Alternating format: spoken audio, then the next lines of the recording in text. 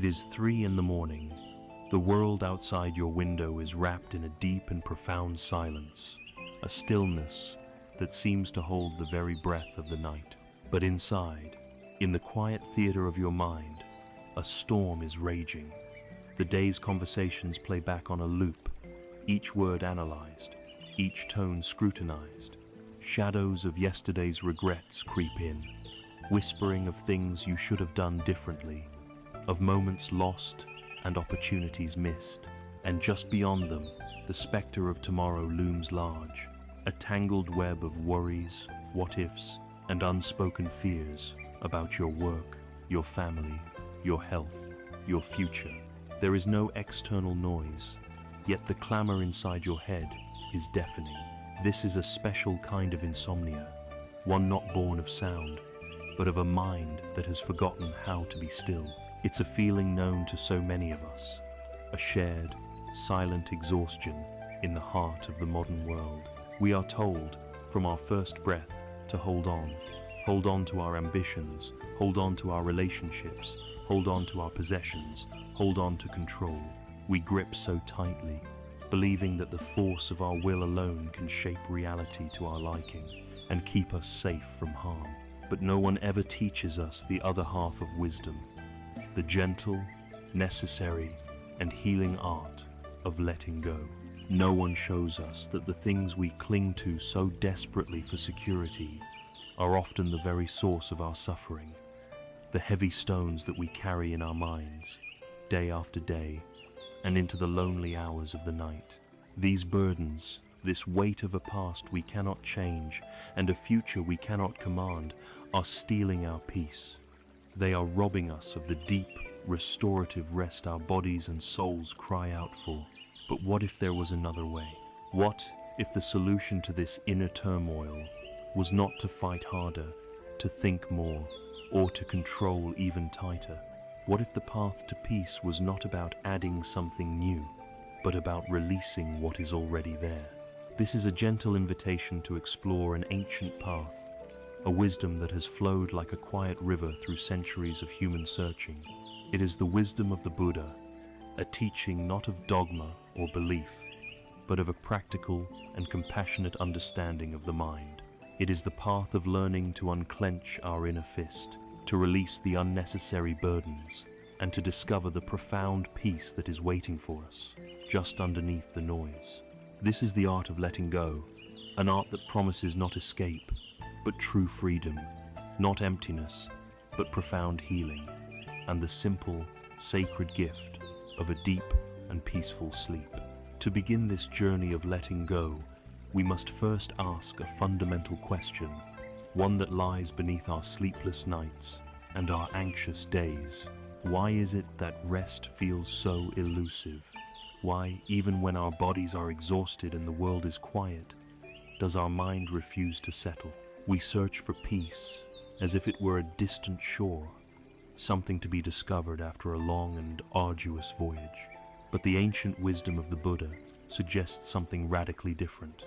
It suggests that the turmoil we feel is not an external condition, but an internal one, and to understand it, we must be brave enough to look directly at its source. This requires us to become spiritual diagnosticians, to gently and compassionately examine the very nature of our own experience.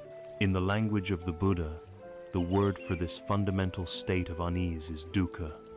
This Pali word is often translated into English as suffering, but that single word is too narrow, too heavy. It can conjure images of only the most intense forms of pain and tragedy. Dukkha is far more subtle, more pervasive.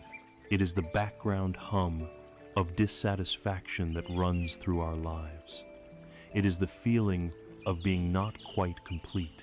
It is the stress of striving, the anxiety of uncertainty, the subtle but persistent feeling that something is missing or that something is not quite right. Dukkha is the tension you feel in your shoulders after a long day of work. It is the pang of envy you feel when scrolling through social media. It is the quiet disappointment when an anticipated pleasure doesn't deliver the lasting happiness we hoped for. It is the very restlessness that keeps your mind racing when your body longs for sleep. The first teaching the Buddha gave after his enlightenment was not a complex metaphysical doctrine or a set of commandments. It was a simple, direct, and profound statement known as the First Noble Truth. And it is this: there is dukkha. In our modern world, this might sound pessimistic, even morbid. We are taught to be positive, to look on the bright side, to hide our vulnerabilities. But this statement is not a judgment. It is not a condemnation of life. It is a diagnosis. Imagine a compassionate physician who, after carefully listening to a patient's symptoms, simply says, "There is an illness. This is not a cause for despair. It is a cause for relief. The problem has been seen, acknowledged, and understood." The validation is immense. It tells us that our experience of unease is not a personal failure. We are not broken or uniquely flawed because we feel this way. It is a fundamental part of the human condition as it is ordinarily lived. By acknowledging dukkha, we are not creating it. We are simply seeing what is already here. This clear seeing is the very first step toward healing. To truly grasp this, we can look at the story of the Buddha himself. Before he was the Buddha, the awakened one, he was a prince named Siddhartha Gautama. His father, the king, was determined to shield his son from any form of unhappiness. He built magnificent palaces for every season, surrounded the prince with every imaginable luxury, with beauty, music, and pleasure. The king decreed that no one who was old, sick, or dying should ever be seen within the palace walls. He tried to construct a perfect world, a bubble of perpetual happiness, free from the harsh realities of life. This is a perfect metaphor for what we so often try to do in our own lives. We curate our online profiles to show only our triumphs. We fill our calendars to avoid empty moments of reflection. We surround ourselves with distractions, with shopping, with entertainment, all in a desperate attempt to build a palace wall around our hearts, to keep out the inevitable truths of existence. But reality cannot be kept out forever. One day, Prince Siddhartha, driven by a deep curiosity, convinced his charioteer to take him outside the palace walls. And there, for the first time, he encountered what has become known as the four sights. First, he saw a frail, bent old man struggling to walk. The prince, who had never seen such a thing, asked his charioteer what was wrong with the man.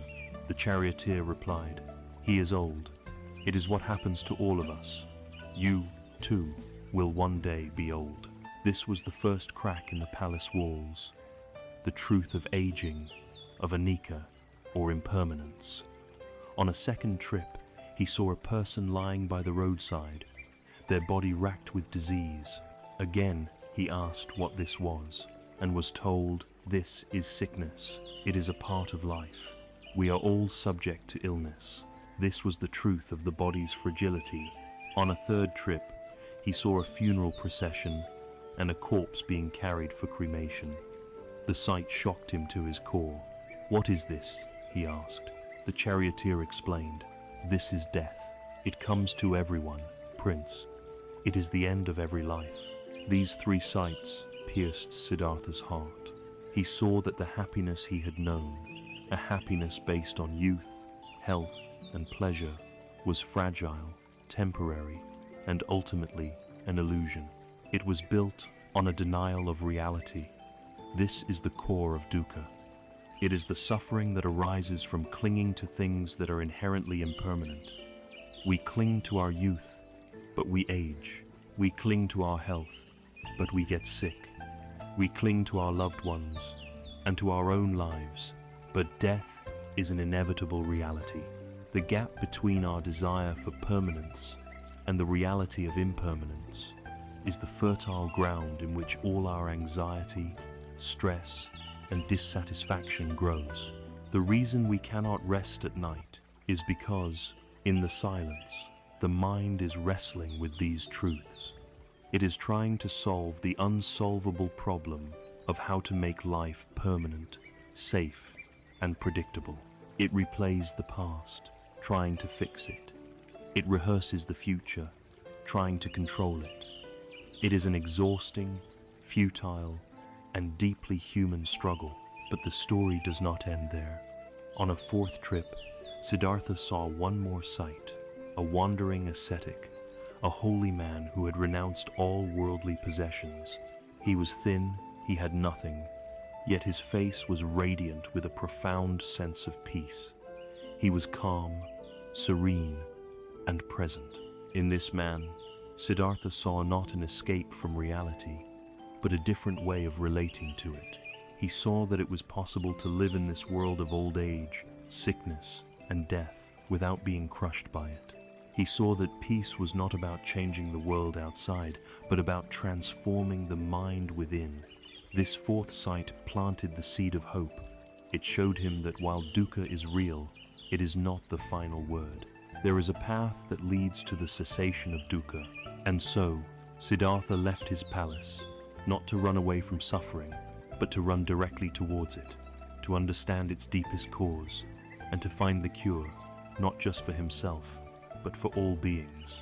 His journey teaches us that the first step to finding peace is to have the courage to dismantle our own palaces.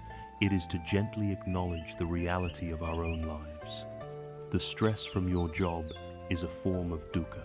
The ache of loneliness is dukkha. The frustration of being stuck in traffic is a mild form of dukkha. The deep, gnawing anxiety that keeps you staring at the ceiling at 3 a.m.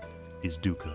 By giving it a name, by seeing it not as a personal failing but as a universal condition, we rob it of its personal sting.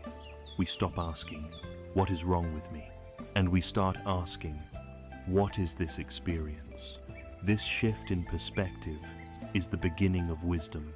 It is the foundation upon which all the practices of letting go are built.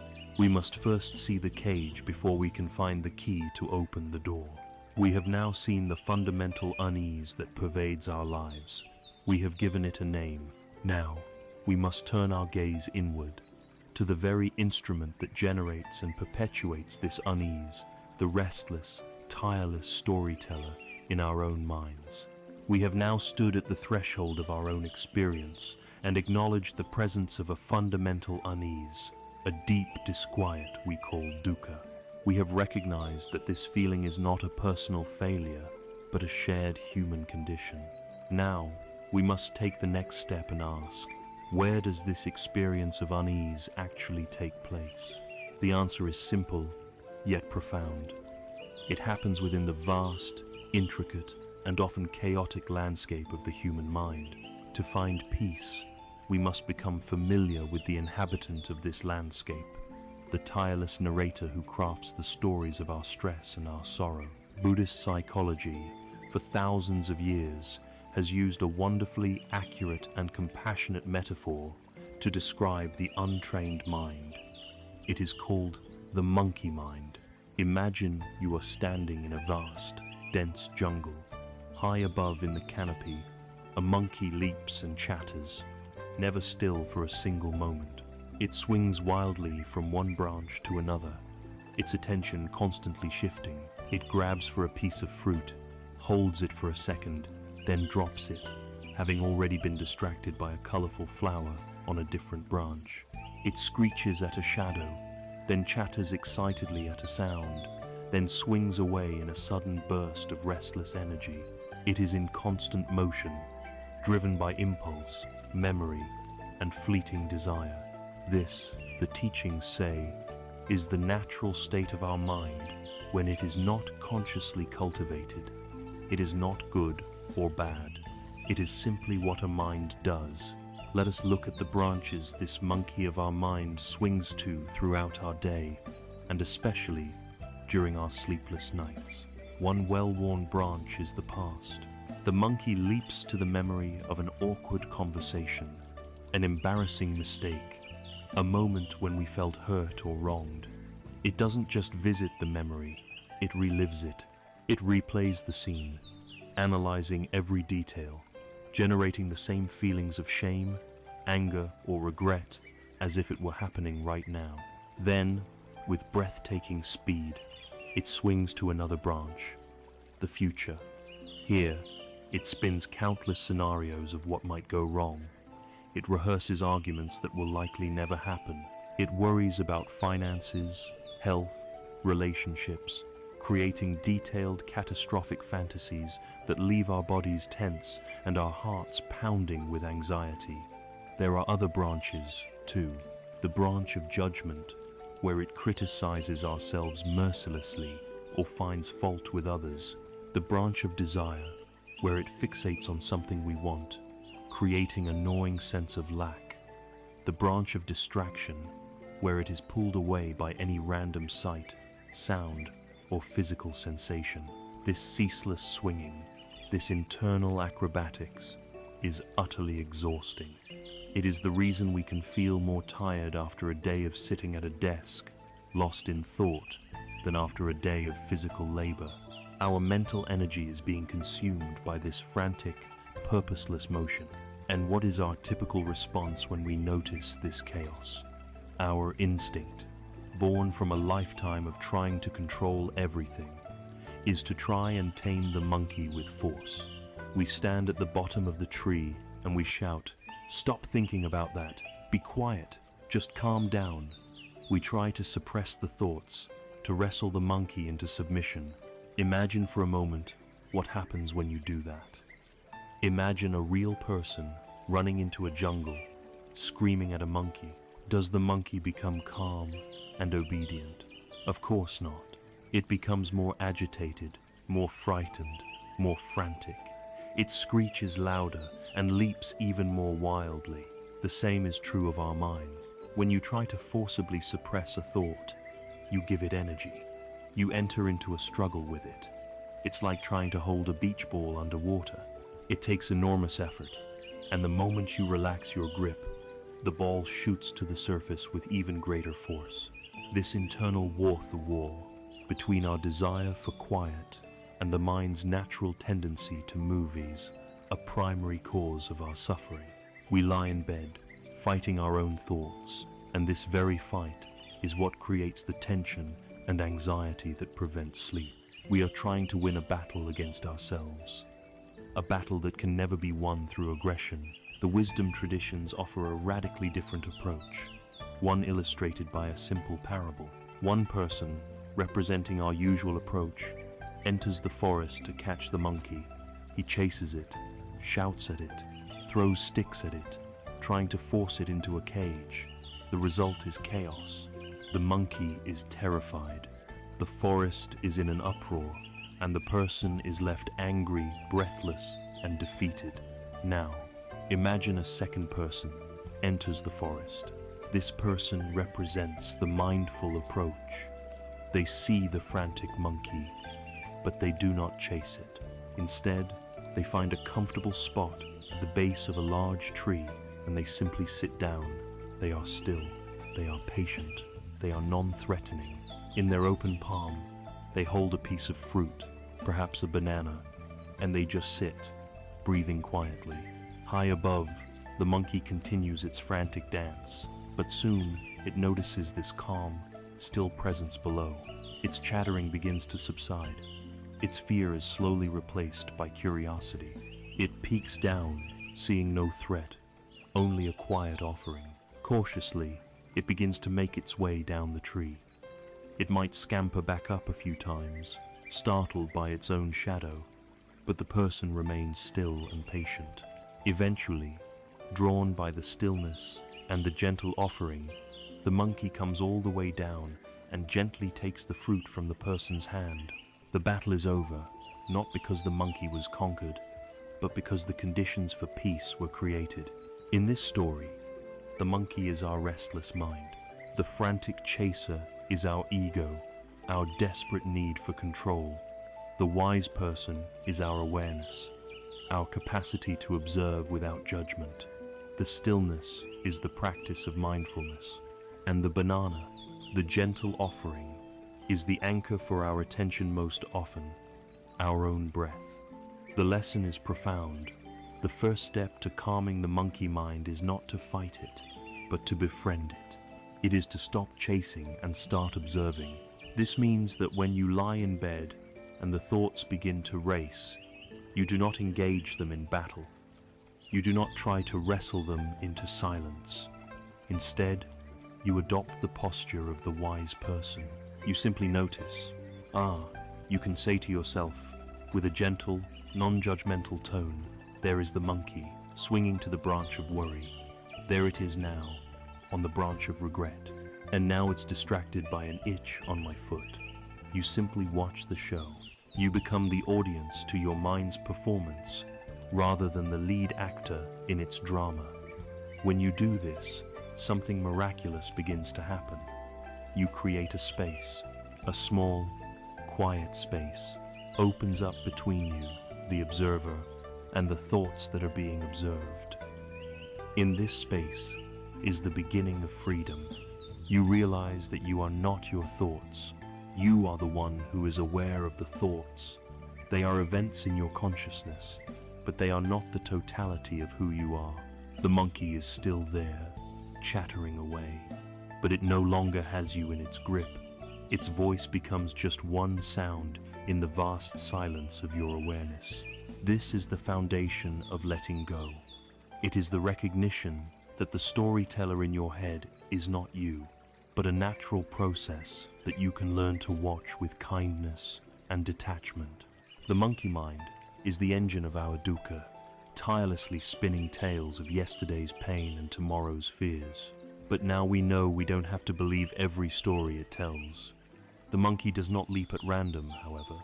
It has its favorite, well-worn paths, the branches it returns to again and again.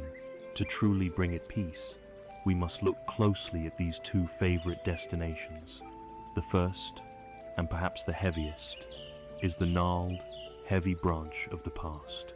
Having recognized the restless, chattering storyteller in our heads, the monkey mind, we can now observe its habits with a clearer eye. We see it swinging wildly through the jungle of our consciousness. And if we watch patiently, we will notice it has favorite pathways, well-worn branches that it returns to again and again. One of the oldest, heaviest, and most frequented branches is the past. It is here, in the realm of what has already been, that the mind finds an endless supply of material for its stories of suffering. The weight of yesterday is one of the heaviest burdens we carry into the quiet of the night, and it is a weight we are not obligated to bear. To be haunted by the past is a profoundly human experience. Our minds possess a remarkable and sometimes torturous capacity for recall.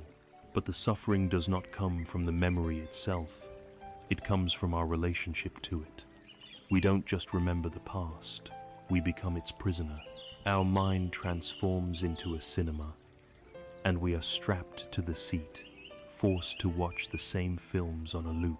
There is the film of regret, where we are the flawed protagonist, making the same mistake over and over. We watch ourselves saying the wrong thing in that crucial conversation. We see the opportunity we failed to take. We cringe at the moment of our embarrassment.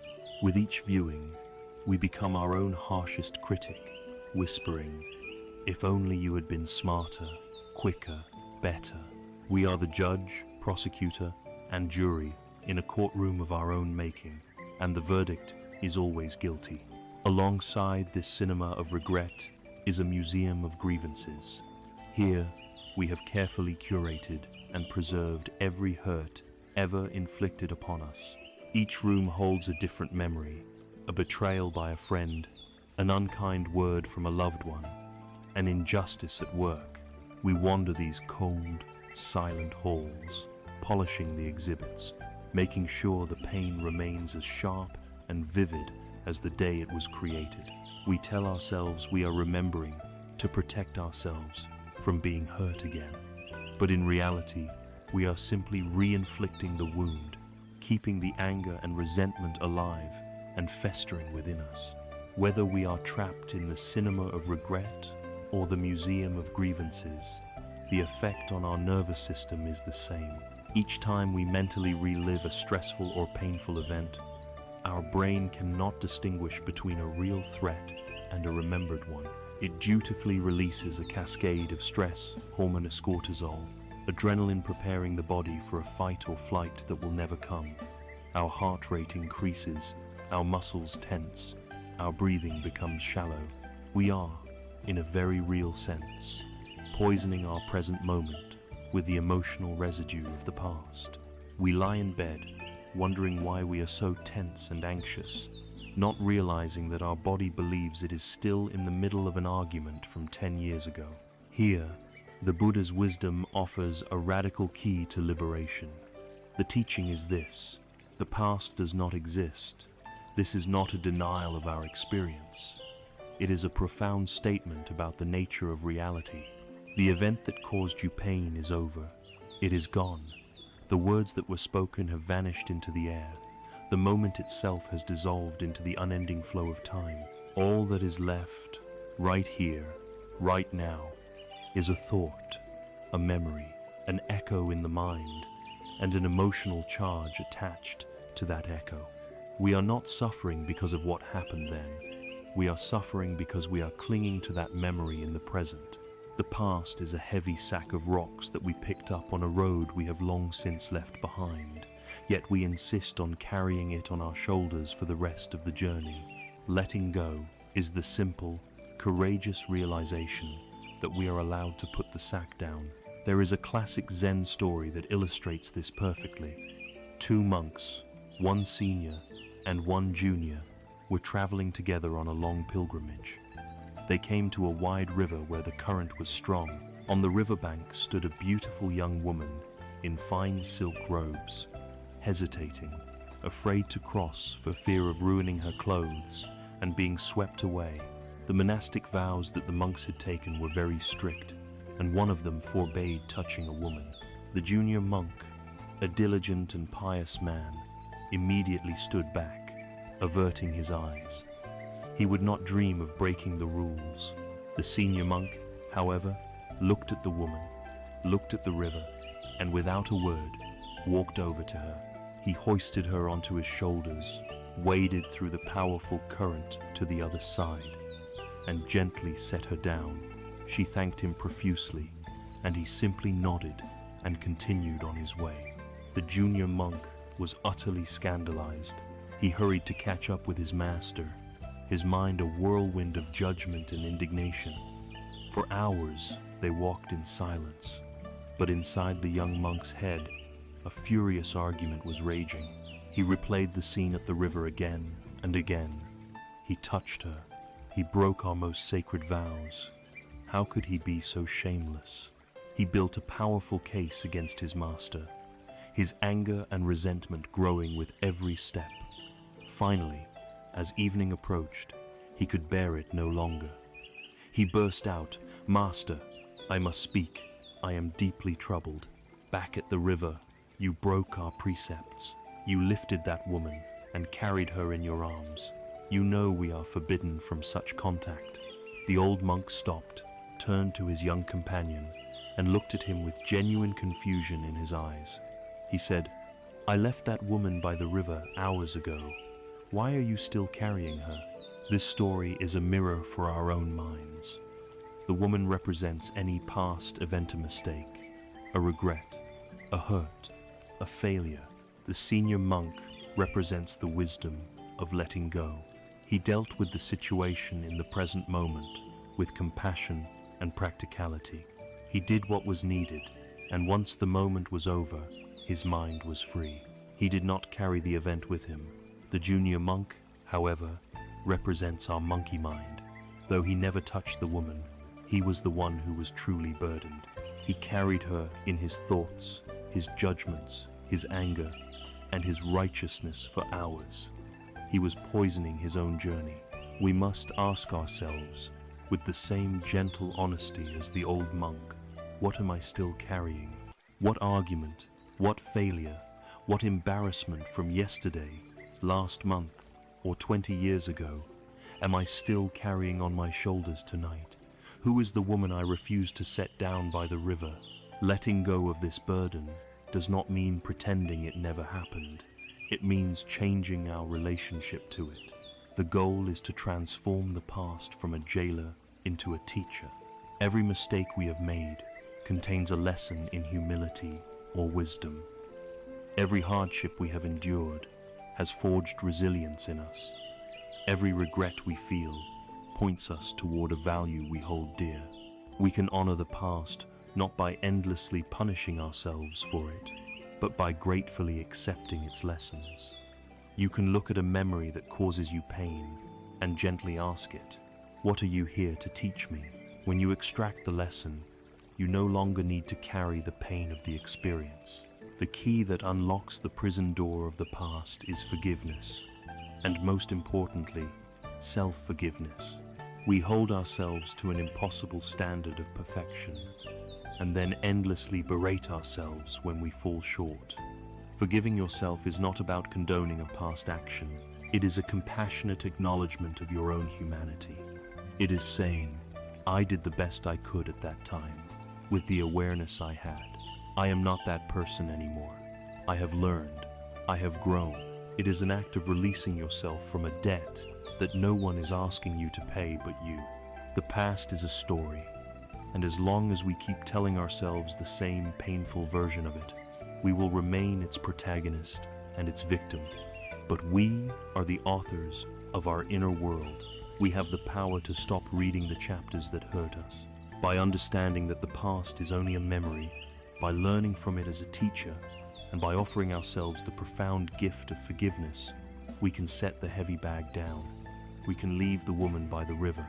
When we do this, our minds become lighter, clearer, and more able to rest in the only time that is ever real, right now.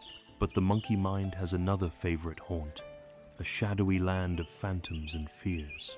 Having addressed the weight of what has been, we must now turn our compassionate attention to the ghost of what is yet to come. Having gently placed down the heavy burden of yesterday, we might expect our minds to find rest. We have looked at the past, learned its lessons, and offered ourselves the grace of forgiveness. Yet, the monkey mind is rarely still for long. No sooner has it let go of the branch of regret than it swings with astonishing speed and agility to another of its favorite haunts, the vast, murky, and imaginary landscape of the future. If the past is a ghost that haunts us with what has been, the future is a phantom that terrorizes us with what might be. This journey into the land of what if is the very essence of anxiety, and it is the second great thief of our peace and our sleep. Anxiety, at its core, is the act of suffering in advance. It is the experience of rehearsing for a tragedy that will most likely never occur. The future does not exist. It is a pure fabrication of the mind, a projection of thought. Yet, we treat this mental fiction as a solid and threatening reality. Our mind becomes a tireless architect of worry, building elaborate structures of fear out of the thinnest air. Its primary tool is the simple, powerful, and insidious question: what if? What if I fail this project at work? What if I say the wrong thing at the party? What if this cough is something serious? What if they don't love me anymore? What if I lose my job? Each question is a seed, and from it, the mind grows a towering tree of catastrophic possibilities. It doesn't just ask the question, it directs, produces, and stars in the entire feature film of the potential disaster. If you are worried about a presentation, your mind doesn't just think, "What if it goes badly?" It makes you feel the flush of shame as you stumble over your words. It makes you see the disappointed faces in the audience. It makes you hear the deafening silence when you finish. You live through the failure, in vivid sensory detail, days or weeks before the event itself. We convince ourselves that this agonizing process is somehow useful, that this is a form of preparation. We believe that by worrying enough, we will be ready for the worst. But this is one of the mind's greatest deceptions. Obsessive worry is not preparation. It is paralysis. It is the opposite of productive action. Let us draw a clear and compassionate distinction between wise planning and obsessive worrying. Wise planning is grounded in the present moment. It looks toward a future event and asks, what practical, concrete steps can I take right now to create a positive outcome? If you have a presentation, wise planning is researching your topic, creating your slides, and practicing your speech. It is constructive, solution-oriented, and it has an end point. Once you have prepared, the work is done. You can rest. Obsessive worrying, which is the engine of anxiety, begins where wise planning ends. It is ungrounded, circular, and utterly unproductive. It lives entirely in the head. It is the mental static that continues long after the slides are finished and the speech has been rehearsed. It is the loop of what-ifs that serves no purpose other than to agitate your nervous system. It is the ghost that whispers to you at 3 a.m., not with helpful suggestions for improvement, but with vague and terrifying premonitions of doom. This circular worrying doesn't solve problems. It drains our mental and emotional energy, leaving us exhausted and less resilient, less capable of actually handling challenges if and when they do arise. There is a tale of a farmer that captures this predicament perfectly. The farmer was diligent and hard-working. In the spring, he carefully prepared his fields, planted the best seeds, and tended the young sprouts. This was his wise planning. But once the seeds were in the ground, his work in the present was done, and his worried mind took over. When the sun shone brightly, he did not feel gratitude for the warmth that nourished his crops. Instead, he lay awake at night, picturing the earth cracking from a terrible drought, his plants withering and dying. When the rain clouds gathered, he did not see them as a blessing that would quench the thirsty soil. He saw the coming of a catastrophic flood that would wash his entire livelihood away. As the crops grew strong and green, he couldn't feel pride in his work. He could only imagine hordes of locusts descending from the sky to devour every last leaf. Finally, the autumn came, and it was a year of perfect conditions. The harvest was more bountiful than he could have ever dreamed. His barns were filled to bursting with grain. But even now, the farmer could not find a moment's peace. He did not celebrate, he did not rest. He sat amidst his incredible abundance, his mind now churning with new fears. He worried about thieves who might break in and steal his grain. He worried about a stray spark that could burn his barns to the ground. He worried about the grain molding over the winter. The farmer lived his entire life in a state of profound suffering, not because of his reality, which was one of success and abundance, but because of the terrifying, imaginary futures he constantly chose to inhabit. He was never present to enjoy the fruits of his own labor. We are all, in some way, this worried farmer. We achieve a goal only to immediately begin worrying about the next one.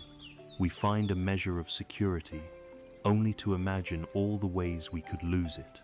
We are blessed with a moment of peace, only for the mind to ask, how long will this last?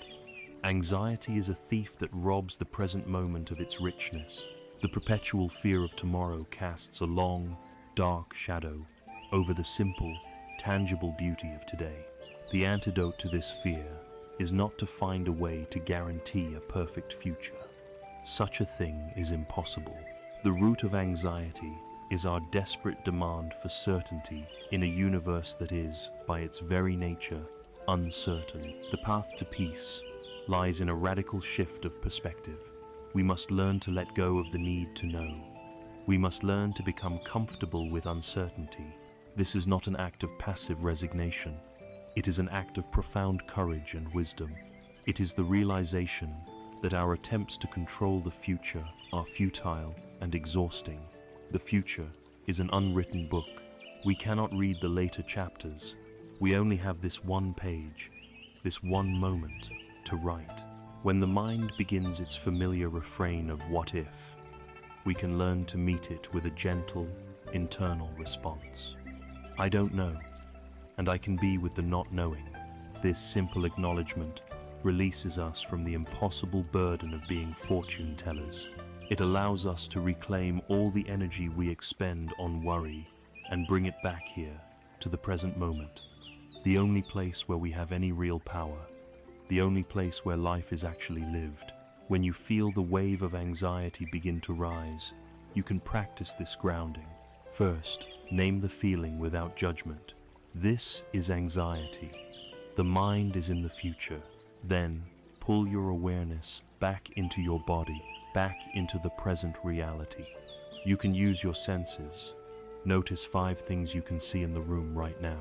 The color of the wall, the texture of a blanket, the light from a lamp.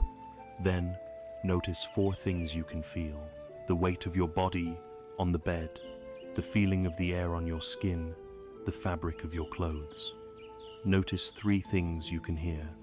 The hum of a refrigerator, a distant car, your own breathing. This simple practice acts as an anchor, pulling your consciousness out of the phantom world of tomorrow and grounding it firmly in the solid, tangible reality of now. By learning to distinguish wise planning from obsessive worry, by accepting the inherent uncertainty of life, and by using our senses and our breath to anchor ourselves in the now, we can slowly starve the phantom of anxiety.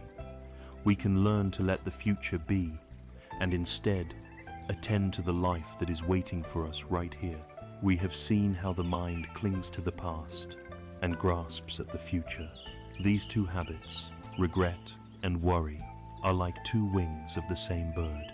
They are both powered by a deeper, more fundamental illusion, the deeply ingrained belief that we are, or that we should be, in complete control of our lives. It is this powerful and pervasive illusion of control that we must now turn to and examine with a clear and compassionate gaze. We have journeyed through the haunted landscapes of the past and the phantom territories of the future. We have seen how our monkey mind clings to yesterday's regrets and grasps at tomorrow's fears. Now, we arrive at the very root of this clinging and grasping, the deep, powerful, and pervasive belief that underlies so much of our modern striving and suffering. This is the great illusion of control.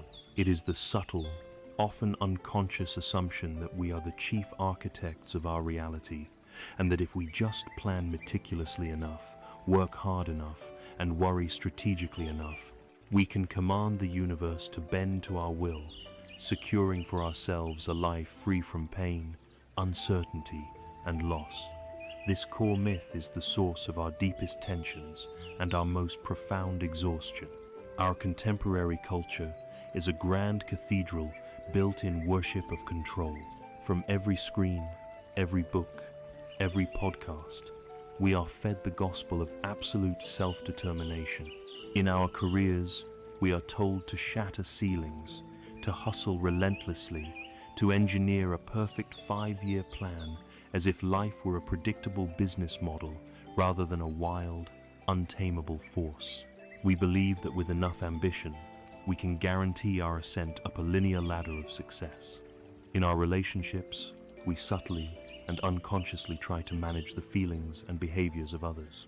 We want our partners to make us feel secure, our children to reflect our values, our friends to affirm our choices.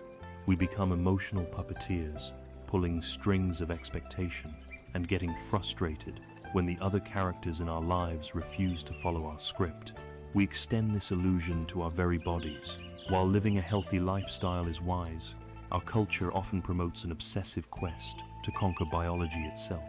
We engage in biohacking and follow punishing, anti-aging regimens, driven by a fear of the natural, inevitable processes of sickness, aging, and decline. And nowhere is this theater of control more apparent than on the stages of social media, where we act as the meticulous curators of our own public image. We manage every photo, filter every flaw, and craft every caption to project a persona of effortless happiness and success. We are trying to control the thoughts and perceptions of hundreds, even thousands, of people, an endeavor as futile as trying to sculpt the clouds. The result of this constant effort is a state of profound and chronic exhaustion. We have appointed ourselves to the position of CEO of the universe, and we are crumbling under the impossible pressure of the job. This relentless drive to manage every outcome places us in an adversarial relationship with life itself. When reality inevitably deviates from our master plan, a project fails, a relationship ends, we get sick. We do not see it as the natural, unpredictable unfolding of events. We experience it as a personal failure. We believe our control has slipped. This triggers a cascade of frustration, blame, and anger. We blame the economy, we blame our colleagues, we blame our loved ones, and most viciously, we blame ourselves. The tension we feel in our necks, the clenching of our jaws in our sleep, the shallow breathing that marks our days, these are the physical symptoms of a mind at war with reality, a mind trying to push a river uphill. To find peace, we must learn to distinguish between wise, skillful effort and tense, anxious striving. Letting go of control does not mean becoming a passive bystander in our own lives. It means learning the difference between planting a seed and pulling on the sprout to make it grow faster. Wise effort is planting the seed. It is doing everything within our power to create the conditions for success. It is the research, the practice, the difficult conversation, the healthy meal. It is action grounded in the present, done with care and intention. There is a lightness to it. You do your best, and then you release. Anxious striving, on the other hand, is pulling on the sprout. It is an attachment to a specific outcome, a tense and fearful grasping. It is refreshing your email every 30 seconds, replaying a conversation endlessly in your head, trying to force a result through sheer mental will. This is the fight against reality, and it is a battle that will always be lost. A timeless parable that illuminates this wisdom is that of the sailor at sea. Imagine a sailor who wishes to cross a vast ocean. The sailor has a destination, a goal. However, there are fundamental forces of nature that are utterly beyond the sailor's command. The sailor cannot control the direction of the wind. They cannot control the height of the waves. They cannot control the sudden arrival of a storm or the thick blanket of fog. To stand on the deck and scream at the wind to change its course is a sign of madness. To demand that the waves become calm is the height of futility. These forces are the given reality of the ocean, but the sailor is not helpless. While they cannot control the wind, they have absolute control over the set of the sails. While they cannot command the ocean, they can hold the rudder with a firm and steady hand. A foolish sailor fights the wind, exhausts themselves, and makes no progress, or worse, capsizes their boat. A wise sailor, however, respects the wind. They study its nature, they feel its power, and they skillfully adjust their sails to harness the wind's energy, using the very force they cannot control to guide them toward their destination. Sometimes, to use a contrary wind, they must tack back and forth in a zigzag pattern, understanding that the most direct path is not always a straight line. Sometimes, when a storm is too great, the wisest action is to drop anchor, find shelter, and wait for it to pass. The wise sailor works with reality, not against it. We are all sailors on the ocean of life. The ocean is the unpredictable, uncontrollable flow of existence. The wind is the ever-changing circumstances we face, the actions of others, the state of the world, moments of good and bad luck. The boat is our life, our body and mind. The sails and the rudder are our choices, our actions, our attitude, and our responses. This is our true sphere of influence. All our stress, anxiety, and frustration come from abandoning the rudder and trying to become the wind. All our peace, freedom, and effectiveness come from returning to our post, holding the rudder steady, and learning to adjust our sails with grace and wisdom. We cannot control what happens to us, but we have a profound and unshakable power to choose how we respond. This is not passivity. It is the highest form of intelligent action. When you stop wasting enormous amounts of energy trying to control what is beyond your command, you liberate that energy to focus on what you can do. You have more presence for your work, more patience for your loved ones, more compassion for yourself. It is about clearly understanding what is your business and what is not. The thoughts in another person's head are not your business. The mistakes of the past are not your business. The precise outcome of your efforts is not your business. Your integrity, your kindness, your effort, and your attention in this very moment that is your business.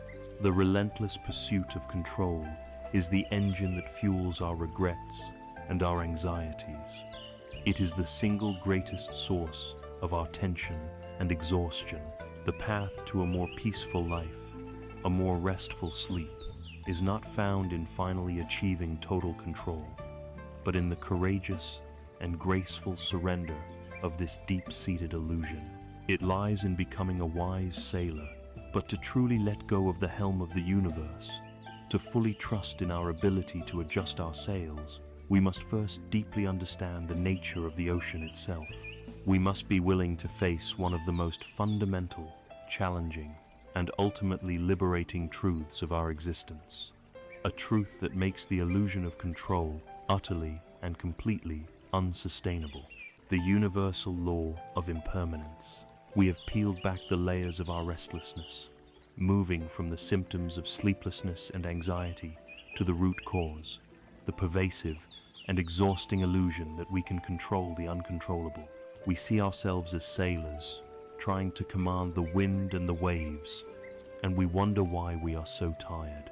The fundamental reason this struggle is so futile, the reason our attempts at control are destined to fail, lies in the very nature of reality itself.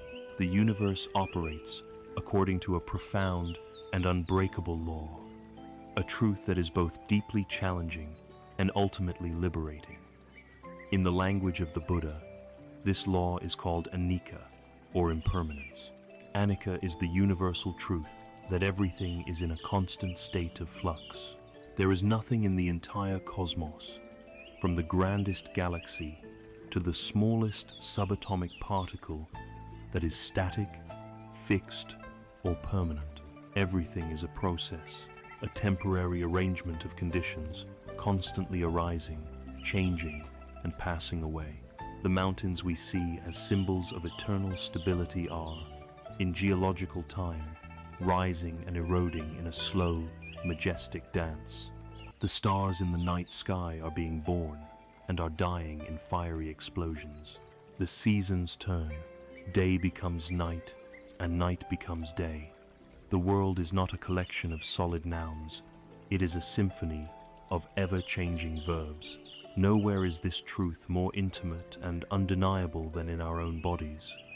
We think of our body as me, a solid, continuous entity, but it is a river of constant change. Scientists tell us that nearly all the cells in our body are replaced over a period of years. The body you have today is not the same body you had 7 years ago. It is constantly aging, healing, growing, and declining. The face you see in the mirror is a temporary mask, a fleeting snapshot in a lifelong process of transformation. Our relentless cultural pursuit of eternal youth, our fight against every wrinkle and gray hair, is a direct and painful war against the unyielding reality of anicca. Even more immediate is the impermanence of our own minds. Think of a thought. Where does it come from? How long does it last? And where does it go? Thoughts are like bubbles, appearing from nowhere, shimmering for a moment, and then vanishing. Emotions are like the weather. A flash of anger can be a sudden thunderstorm, intense and powerful, but it cannot last forever. A wave of sadness can be a slow, drizzling rain that darkens the landscape for a time, but eventually the clouds part. A moment of joy can be a bright, sunny afternoon, beautiful and warm, but it too will give way to the twilight. We suffer so deeply because we mistake the weather for the sky. We believe that we are the anger, that we are the sadness. Anika teaches us that we are the sky, the vast, open awareness in which these temporary weather patterns of emotion arise and pass away. Here we find the deepest source of our dukkha, our dissatisfaction. Suffering is not caused by the fact of change itself. It is caused by our resistance to change. It is the friction, the stress, the pain generated when our deep-seated desire for permanence grinds against the ceaseless, flowing reality of impermanence. We experience a moment of perfect happiness, a beautiful sunset, a loving embrace, a moment of triumph, and the mind immediately whispers, "Hold on to this, don't let it end." We cling, and when the moment naturally passes, we suffer. We experience a moment of intense pain, a difficult diagnosis, a painful rejection, a deep failure, and the mind screams, "Get rid of this, I can't stand it." We resist, and because the pain lingers, our suffering is amplified. Our whole project of control, of trying to secure a predictable and painless future, is a grand, futile attempt to defy this fundamental law of the universe. The ancient Greek philosopher Heraclitus famously said, "No man ever steps in the same river twice, for it's not the same river and he's not the same man." This beautiful image perfectly captures the essence of Anika. We think of a river as a thing, but it is a process. It is the constant flow of water. The water you touch now is downstream a moment later, replaced by new water. The river has no fixed identity, and, Heraclitus wisely adds, the person stepping into it is also not the same. In the time it takes to step out and step back in, cells have died and been born, thoughts have come and gone, the world has been perceived anew. Life is this river, and we cause ourselves immense pain by trying to dam it, to stop its flow, to hold a piece of it in our hands. The wisdom of letting go is the wisdom of learning to become a graceful swimmer in this river, moving with its currents rather than fighting against them. While this truth can seem unsettling at first, it contains a profound and comforting medicine. We often associate impermanence with the loss of youth, of loved ones, of happy moments. But if everything is impermanent, that means our pain is also impermanent. When you are in the grip of intense anxiety, when your mind is caught in a loop of terrifying what-ifs, you can gently whisper to yourself, "This too is Anika. This feeling, this thought, is not permanent. It is a cloud passing through the sky of my awareness." This does not magically erase the anxiety, but it changes your relationship to it. You stop believing it is a permanent truth about your future and begin to see it as a temporary mental event. This creates a space, a sense of perspective that allows you to endure the storm without being destroyed by it. The same is true for sadness, for grief, for physical pain. The knowledge that it will not last forever is a lifeline in moments of despair. You can turn your entire life into a gentle practice of observing Anika. As you drink a cup of coffee, notice the warmth and the taste, and notice the moment it is gone. When you listen to a piece of music, notice how each note arises and fades, creating a beautiful, flowing whole. When you talk with a friend, be fully present, knowing this particular conversation will never happen again in exactly the same way. The breath is our ever-present teacher of impermanence. Each in-breath has a beginning, a middle, and an end. It arises, sustains us for a moment, and then it dissolves, making space for the out-breath. By simply resting your attention on this natural, gentle rhythm of arising and passing away, you train your mind to be at ease with the fundamental rhythm of life itself. Understanding anicca is the master key that unlocks the prison of control. It reveals the utter futility of trying to hold on to a world where everything is constantly slipping through our fingers. It shows us that peace is not found in building stronger dams, but in learning to flow with the river. This deep realization, however, opens up an even more profound question. If the world is always changing, if my body is always changing, if my thoughts and feelings are always changing, then who is this I that is witnessing all of it? If I am not the same person I was a decade ago, or even a minute ago, is there a solid, permanent, unchanging self at the center of all this flux? This courageous inquiry into the very nature of our identity is the next step on our path. It leads us from the liberating truth of impermanence to the even more radical freedom found in understanding no self. Having journeyed into the profound truth of anicca, the universal law of impermanence, we arrive at a startling and unavoidable question. We have seen that the world around us is a ceaseless flow, that our bodies are in constant flux, and that our thoughts and emotions are like fleeting weather patterns. If everything is so transient, then who is this I that stands in the middle of it all? Who is this self that is doing the clinging, the desiring, the worrying, and the suffering? We instinctively feel that there is a solid, continuous me at the core of our being, a thinker behind the thoughts, a feeler behind the feelings, a permanent soul inhabiting a temporary body. It is this core assumption that the Buddha's next great teaching invites us to gently and courageously examine. This is the teaching of anatta, often translated as no self, and it is perhaps the most liberating and most misunderstood insight on the path to letting go. Let us be very clear from the outset. Anatta, or no self, does not mean that you do not exist. It is not a doctrine of annihilation or a call to nihilism. You are here. You are reading these words. You are breathing. The teaching of anatta is more subtle, more precise, and far more revolutionary. It states that there is no permanent, independent, unchanging self or soul to be found within your experience. The I that you believe to be so solid is not a static entity, but a dynamic, ever-changing process. The self is not a noun, it is a verb. It is something the universe is doing, not something that you are. To make this less abstract, the Buddha analyzed the human experience, breaking down this so-called self into 5 constituent parts, known as the 5 aggregates or skandhas. He invited us to look for a permanent I within any of them. The first is form, our physical body. We have already seen this, is a river of change, subject to anicca.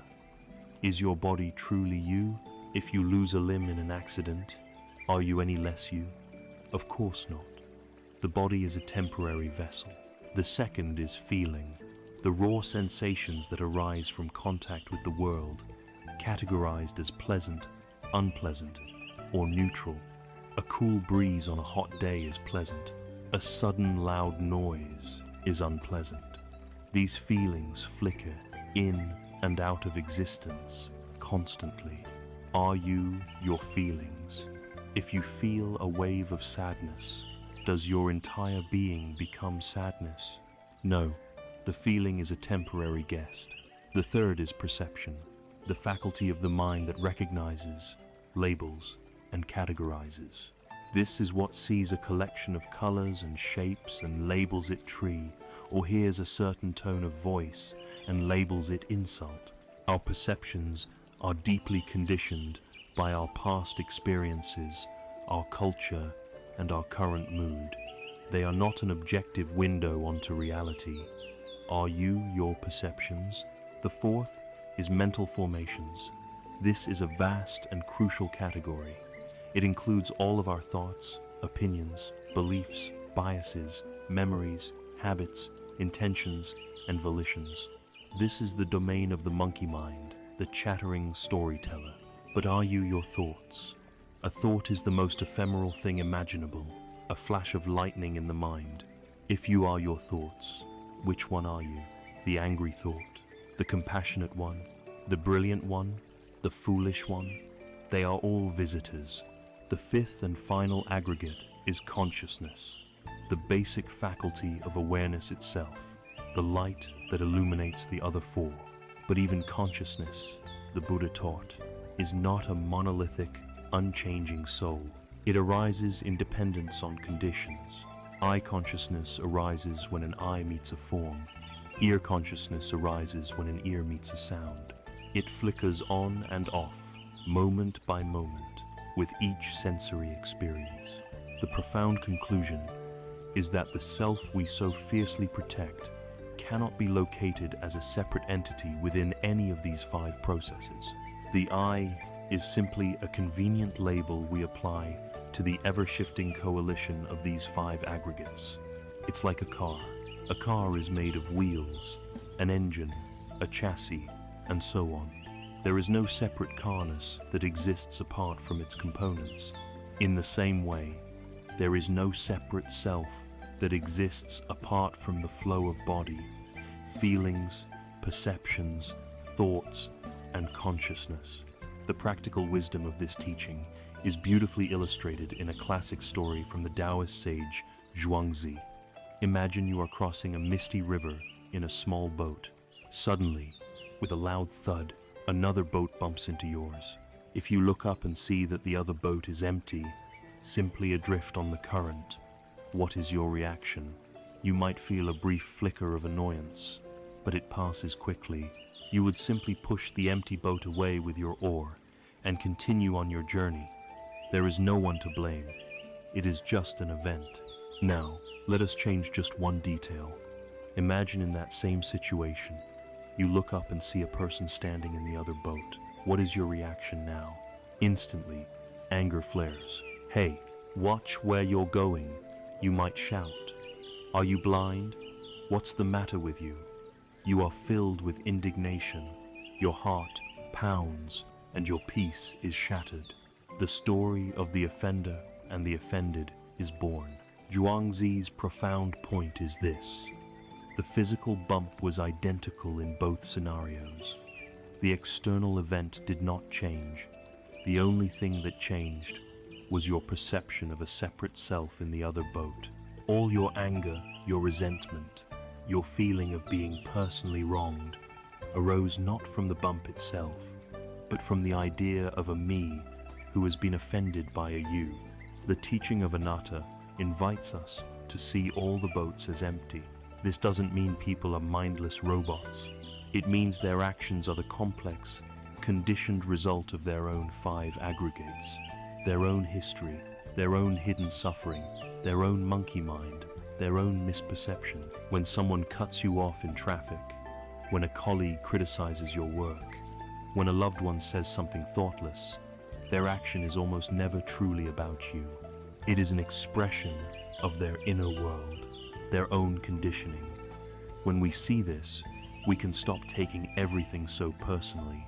The sting of the insult, the pain of the rejection, loses its venom because it is no longer a personal attack on a solid, vulnerable me. It is simply an event arising from a complex set of conditions, like an empty boat bumping into ours. This understanding liberates us from one of the ego's most exhausting projects, the need to be right. We spend so much energy defending our opinions, our beliefs, and our public image, as if they were the very core of our being. When we realize that our opinions are just temporary mental formations, not our true identity, we can hold them more lightly. We can listen to another person's perspective without feeling that our own existence is being threatened. We can admit we are wrong, and instead of feeling annihilated, we feel a sense of relief and humility. Furthermore, it allows us to let go of the rigid stories we tell about ourselves. We construct narratives. I am an anxious person. I am a failure. I am not good enough. These are stories woven from the threads of past thoughts, feelings, and memories. Anatta teaches us that we are not the story. We are the vast, open awareness in which the story is being told. A story can be changed. A story can be let go of. Seeing the truth of anatta is not a cold, intellectual exercise. It is the ultimate act of letting go. It is the letting go of the very I that we thought was doing the letting go. It is a profound relaxation at the very center of our being. We stop trying to defend a phantom fortress. We stop polishing a statue of a self that was never really there. When we understand that the boat is empty, our entire relationship to the inevitable bumps and scrapes of life is transformed. This deep understanding of impermanence and no-self prepares us for a new way of responding to pain, a practical wisdom captured perfectly in the powerful teaching of the second arrow. We have now delved into the profound truths of anicca and anatta, seeing that reality is a constant flow of change and that the self we so desperately try to protect is not a solid entity but a dynamic process. These may seem like abstract philosophical ideas, but they are, in fact, the very foundation for one of the most practical, powerful, and compassionate skills we can cultivate for navigating the difficulties of life. Having understood that life is full of change and that there is no fixed self to be offended, how then do we handle the inevitable pain that arises when the empty boats of life bump into us? The Buddha answered this question with a simple, brilliant parable that serves as a masterclass in emotional resilience. The parable of the second arrow. The teaching begins by acknowledging a fundamental truth. To live is to experience pain. This is the first arrow. The first arrow is the direct, raw, unavoidable discomfort that life presents to us. It is the sharp pain of stubbing your toe on a piece of furniture in the dark. It is the throbbing ache of a headache after a long day. It is the sting of criticism from a person you respect. It is the hollow feeling in your chest when you hear disappointing news. It is the grief that comes with loss. The Buddha was not a denier of reality. He taught that for an ordinary person, being struck by these first arrows is an inescapable part of the human condition. The pain is real. It hurts. There is no wisdom in pretending otherwise. The crucial part of the teaching, however, lies in what happens next.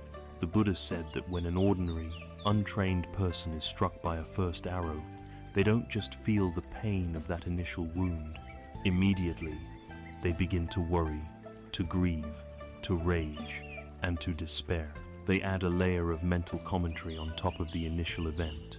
They think, this is terrible. Why did this have to happen to me?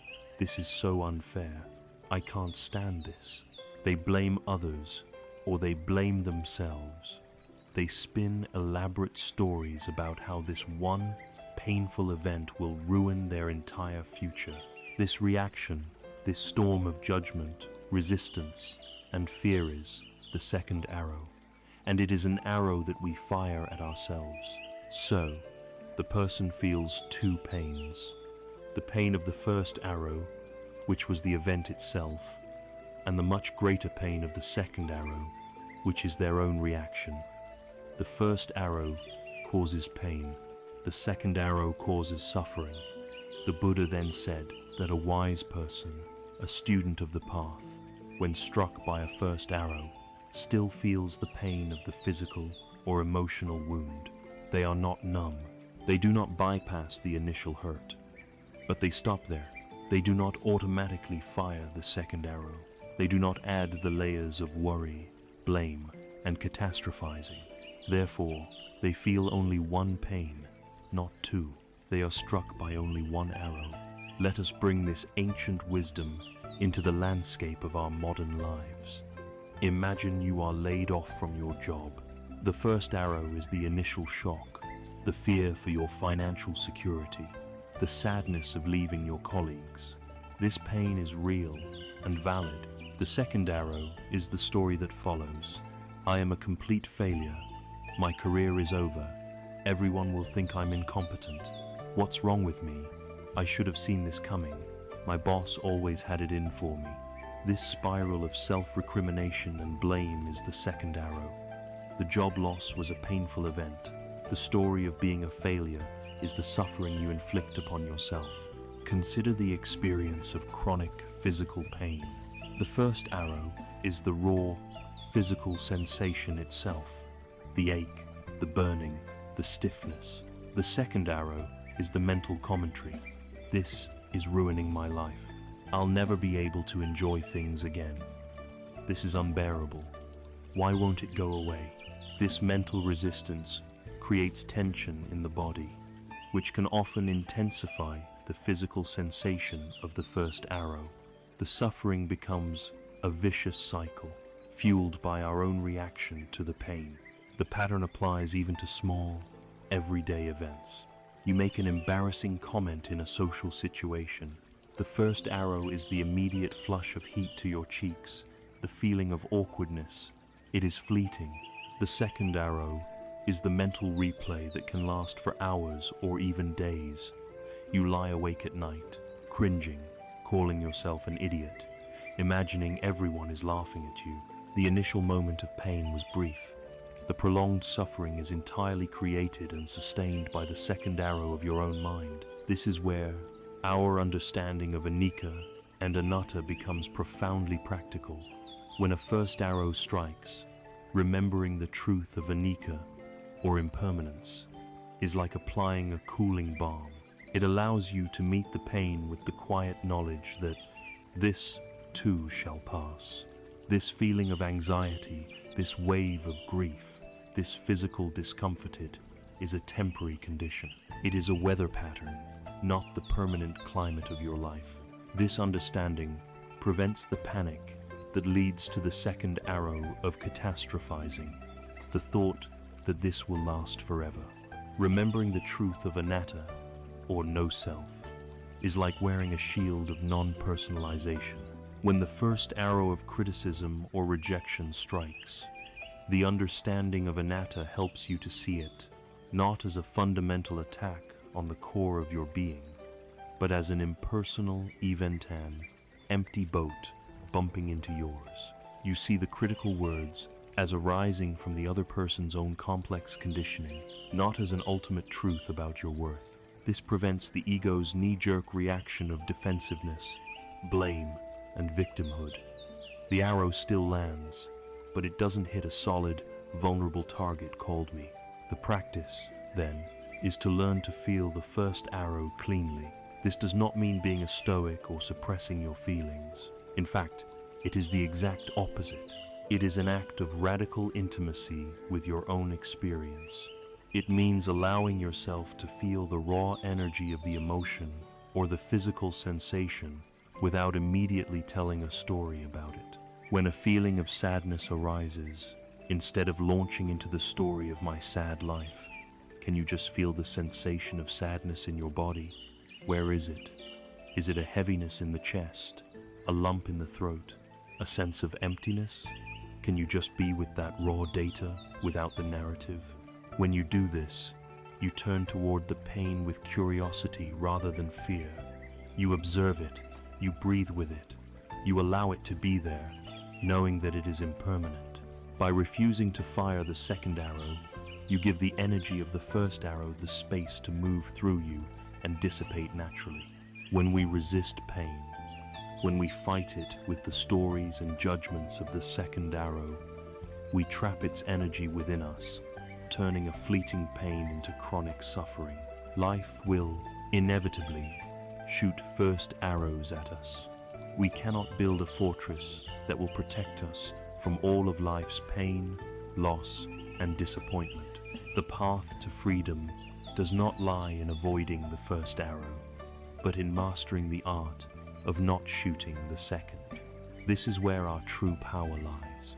This is the art of letting go of the unnecessary, self-inflicted suffering that poisons our lives and steals our peace.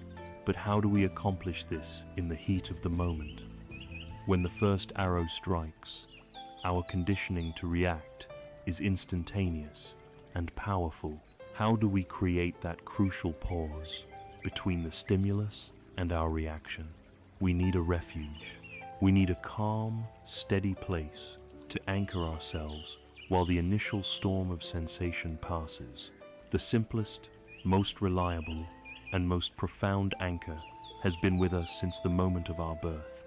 It is humble, it is constant, and it is always in the present moment. It is our own breath, and it is to this powerful practice of mindful breathing that we will now turn. We have arrived at a pivotal moment in our journey. We have seen that much of our suffering is not caused by life's initial, unavoidable pains, but by the second arrow of our own reaction, the stories of blame, fear, and resentment we inflict upon ourselves. We understand that we need to create a pause, a sacred space between the event and our response. But how? In the heat of the moment, when anger flares or anxiety constricts our chest, how do we find the strength not to fire that second arrow? The answer is not found in a complex theory or an elaborate technique. It is found in returning to a friend who has been with us since the moment we were born, a companion so intimate we almost always overlook it. The answer is our own breath. The breath is the ultimate anchor for the wandering mind. It possesses a unique combination of qualities that make it the perfect tool for grounding ourselves in reality. Firstly, the breath is always in the present moment. You cannot take a breath that is in the past, nor can you take a breath that is in the future. The breath you are taking right now is happening right now. To place your attention on the breath is to instantly teleport your awareness out of the imaginary realms of yesterday's regrets and tomorrow's anxieties, and bring it home to the only place where life actually exists, the here and now. Secondly, the breath is always with us. It requires no special equipment, no quiet room, no guru. From the moment of our birth to the moment of our death, it is our most constant companion. Whether you are in a stressful meeting, stuck in traffic, or lying awake at night, your anchor is available. It is the one refuge that can never be taken from you. Finally, the breath is the bridge between our conscious and unconscious worlds, between our mind and our body.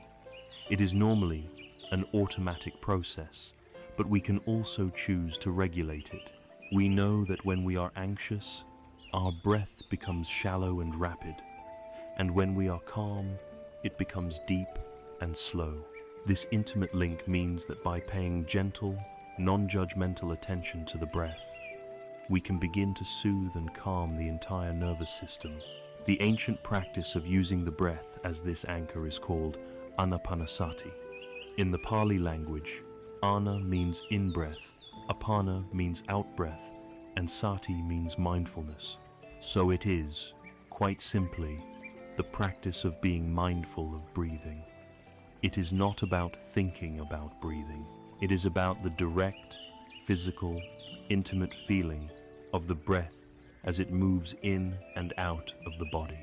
This is not a mystical state to achieve, but a simple, gentle returning. Let us walk through this practice together. First, find a comfortable posture. You can sit on a chair with your feet flat on the floor or on a cushion on the ground. The important thing is to keep your back upright but not stiff, in a posture that embodies a gentle dignity. You can gently close your eyes, or if you prefer, lower your gaze to a neutral spot on the floor in front of you. This is an act of letting go of the world of external sights and turning your attention inward.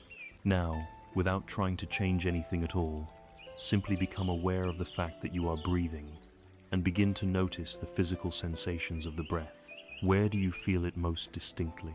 Perhaps you feel the cool sensation of the air as it enters your nostrils and the warmer air as it leaves.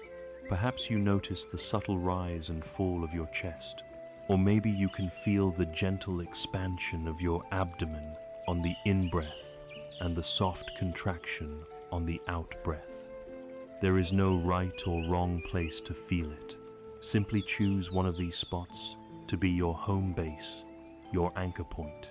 Now, rest your attention there, as gently as a butterfly resting on a flower. Feel the entire journey of one in-breath, from its very beginning to its very end. Notice the brief pause that follows, then feel the entire journey of the out-breath. Just this, in and out, one breath at a time. Within a few moments, you will notice that your mind has wandered away. It might have drifted into a plan for the afternoon, a memory from your childhood, or a commentary on the meditation itself. This is not a mistake. This is not a failure. This is simply what minds do. This is the moment where the real practice begins. The most helpful metaphor for this is training a puppy. Imagine you have a new, joyful, and very energetic puppy, and this puppy is your mind. You want to train it to sit on a small mat, and this mat is your breath. You gently place the puppy on the mat.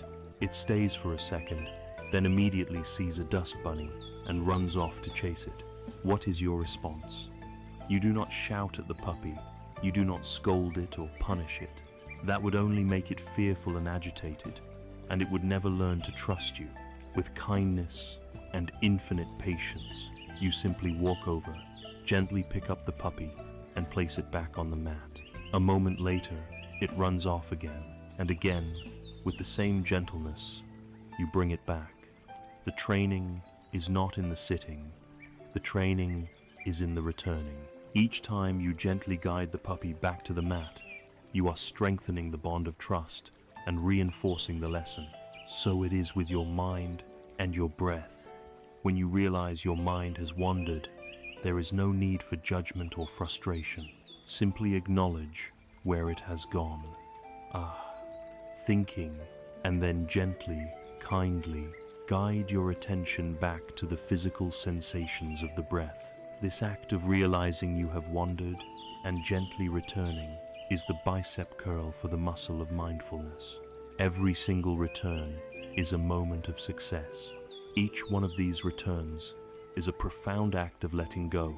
When you notice you have been lost in a story of anxiety about the future, and you guide your attention back to the breath, you are, in that moment, letting go of anxiety.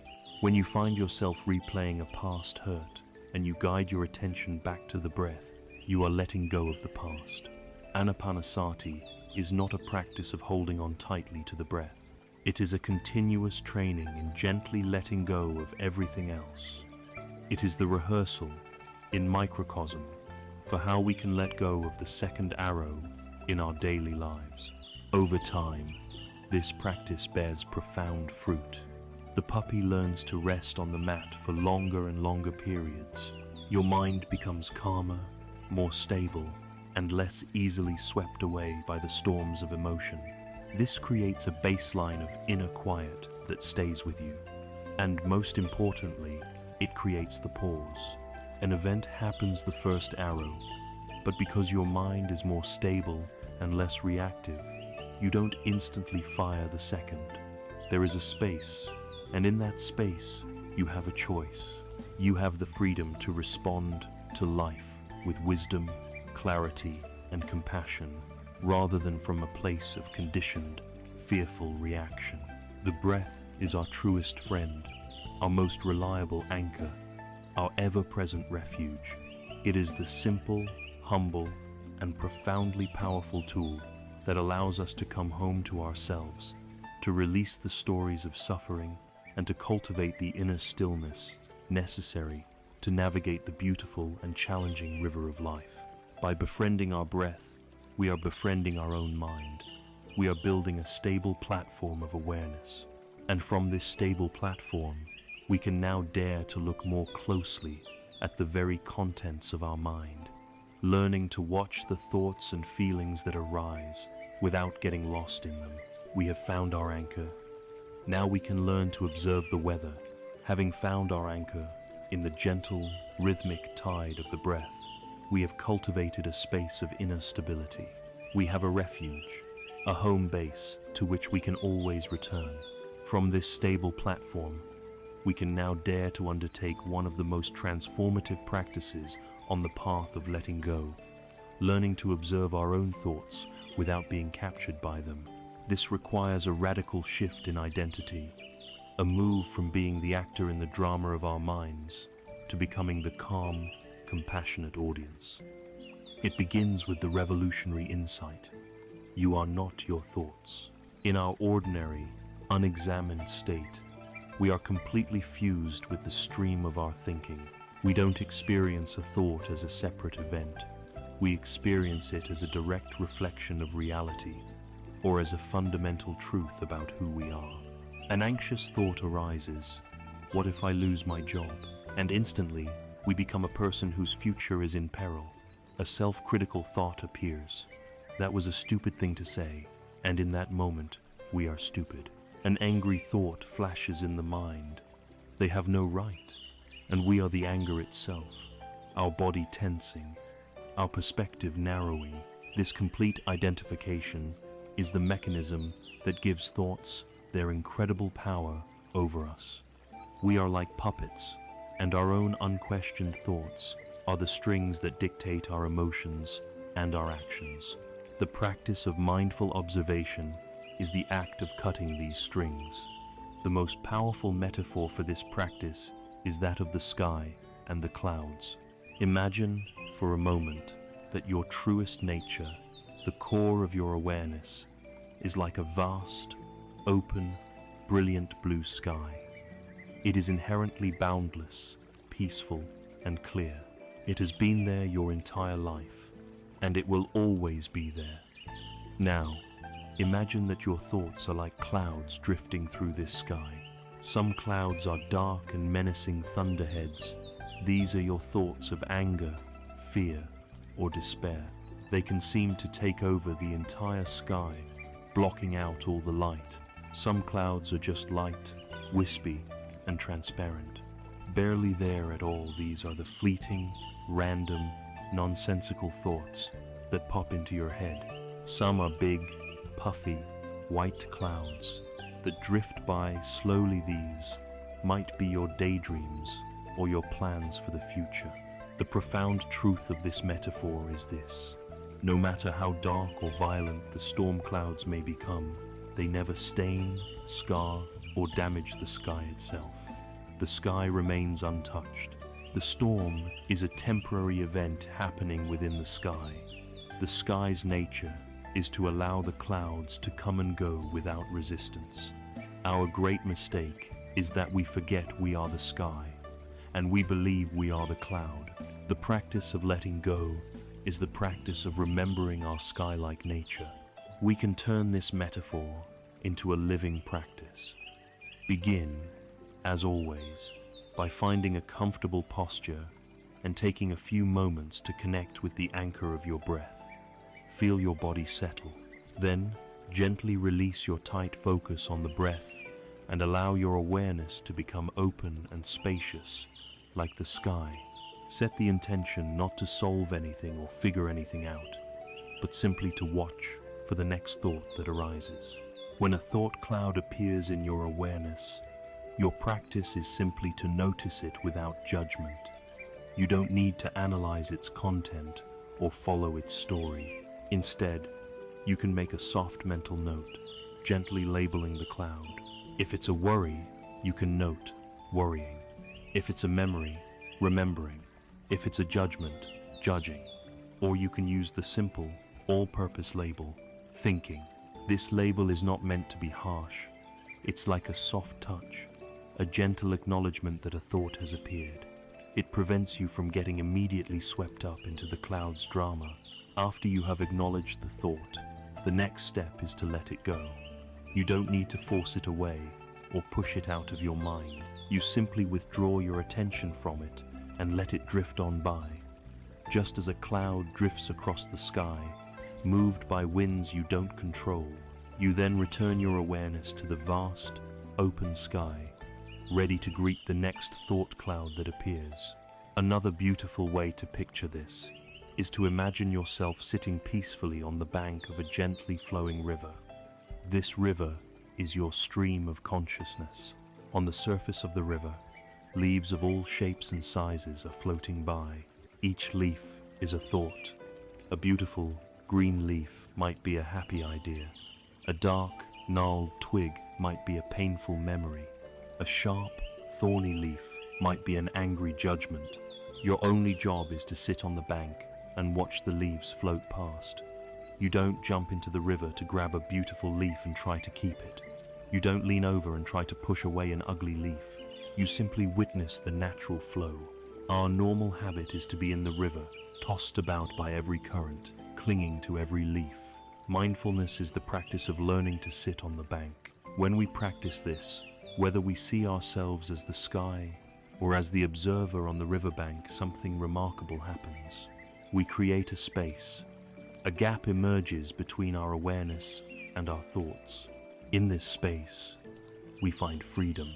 We might see an angry thought arise, but because of this space, we can see it clearly and think, there is the leaf of anger, without having to jump into the river of rage. We can see a worry, but we don't have to believe its catastrophic story. The thoughts begin to lose their power because we are no longer fueling them with our unquestioning belief and identification. They change from being our masters to simply being mental events, passing phenomena. It is crucial to understand that this is not a practice of thought suppression. The goal is never to achieve a blank mind or to stop thoughts from arising. That is impossible, and the effort to do so would just create more tension. Attempting to stop thoughts is like trying to flatten the waves of the ocean with an iron. The practice of observation is the opposite. It is an act of radical allowance. It is letting the waves be waves, letting the clouds be clouds. The great paradox is that when we finally stop fighting our thoughts, when we allow them to come and go freely, the mind naturally settles. The sky does not fight the clouds to become peaceful. The sky is peaceful by its very nature, and its peace can contain any storm. We have found our anchor in the breath, and now we are learning to rest as the sky-like awareness, letting the clouds of thought pass without being disturbed. This skill of disidentification is the key to liberating ourselves from the inner tyranny of the monkey mind. It is how we reclaim our own sovereignty. But this practice of letting go applies not only to the relatively benign clouds of our everyday thinking, it must also be applied to the more powerful, turbulent weather systems of our deepest emotions. To truly heal and find rest, we must now turn our compassionate attention toward the most difficult emotional storms, especially the sticky, painful ones like anger and resentment. We must learn not only to observe the storm, but to actively cultivate a quality of heart that can dissolve its destructive power, the boundless warmth of loving kindness. Having learned to anchor ourselves with the breath and to observe our thoughts as passing clouds, we have developed the foundational skills for inner peace. We can watch the weather of our minds without being swept away by every gust of wind. But some weather patterns are more than just passing showers. Some are corrosive, lingering storms that poison the landscape of our hearts and make true rest impossible. These are the powerful emotional states of anger, ill will, and resentment. When we are caught in their grip, simply observing them may not be enough. To work with these potent energies, we need more than a passive anchor. We need an active antidote. We need a practice that does not just watch the darkness, but one that intentionally and systematically cultivates the light. This is the healing practice of metta, or loving kindness. The Buddha used a powerful simile to describe the self-destructive nature of anger. He said, "Holding on to anger is like grasping a hot coal with the intent of throwing it at someone else. You are the one who gets burned." This image reveals a profound truth. When we harbor resentment towards a person who has wronged us, we often feel righteous in our anger. We believe we are somehow punishing them with our animosity, but in reality, the person we are hurting most is ourselves. The other person may be miles away, completely unaware of the turmoil raging within us. We are the ones who lie awake at night, replaying the scene of the transgression over and over. We are the ones whose bodies are flooded with the stress hormones of cortisol and adrenaline. We are the ones whose hearts are closed and whose minds are robbed of peace. Resentment is a poison we drink ourselves while hoping the other person will suffer. The practice of metta is the act of putting down the hot coal. It is the recognition that letting go of hatred is not a gift we give to our enemy, but an act of profound compassion and liberation for ourselves. So, what is metta? The Pali word metta translates as boundless, unconditional, benevolent goodwill. It is a quiet, heartfelt wish for the well-being of oneself and all living creatures. It is important to understand what metta is not. It is not romantic love, nor is it the conditional affection we feel for only our friends and family. It does not require that you like everyone or approve of their actions. This is a common and critical misunderstanding. You can practice metta towards someone while maintaining firm, healthy boundaries with them. You can wish for a harmful person to be free from the deep suffering that causes them to act harmfully, without ever having to condone their behavior or even speak to them again. Metta is not a sentimental emotion. It is a bhavana, a form of mental cultivation. It is like weight training for the heart, a conscious practice that strengthens our capacity for compassion and dissolves the inner armor of bitterness. The traditional practice unfolds in stages, like ripples expanding outward from the center of a pond. The first and most important stage is to direct loving kindness toward yourself. This is often the most difficult step for many of us. We cannot offer water from a dry well. We must first learn to tend to our own hearts. To begin, you can find a comfortable posture and bring to mind a feeling of gentle warmth. Perhaps you can think of a time when you felt deeply cared for, or even imagine the unconditional love of a beloved pet. Then, holding that feeling, you can silently repeat a few simple phrases. The traditional phrases are, "May I be safe, may I be healthy, may I be happy, may I live with ease." You repeat them not as a mindless mantra, but as a sincere aspiration, letting the feeling behind the words permeate your being. Be patient with yourself here. If feelings of unworthiness arise, simply acknowledge them as clouds and gently return to the phrases.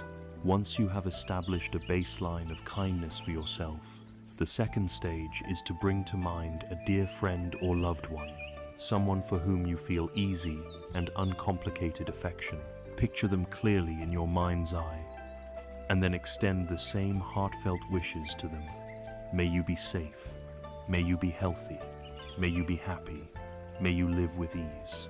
Feel the natural warmth of your heart flowing outward. The third stage stretches our capacity for goodwill. You bring to mind a neutral person. This is someone you see regularly, but have no strong feelings about one way or the other. A cashier at a store, a co-worker, a neighbor you barely know. You hold their image in your mind, and, just as before, you extend the phrases of metta to them. May you be safe. In this stage, we begin to break down the artificial barriers between people who matter to me and people who don't. We recognize the shared humanity in the stranger. The fourth stage is the most challenging and the most transformative. Here, you gently bring to mind a difficult person, someone with whom you have conflict, someone who has hurt you. It is wise to start with someone only mildly irritating, not the person who has caused you the greatest pain. As you bring this person to mind, acknowledge whatever feelings arise: the anger, the hurt, the resentment. Don't suppress them. Then, to the best of your ability, extend the phrases of metta to this person.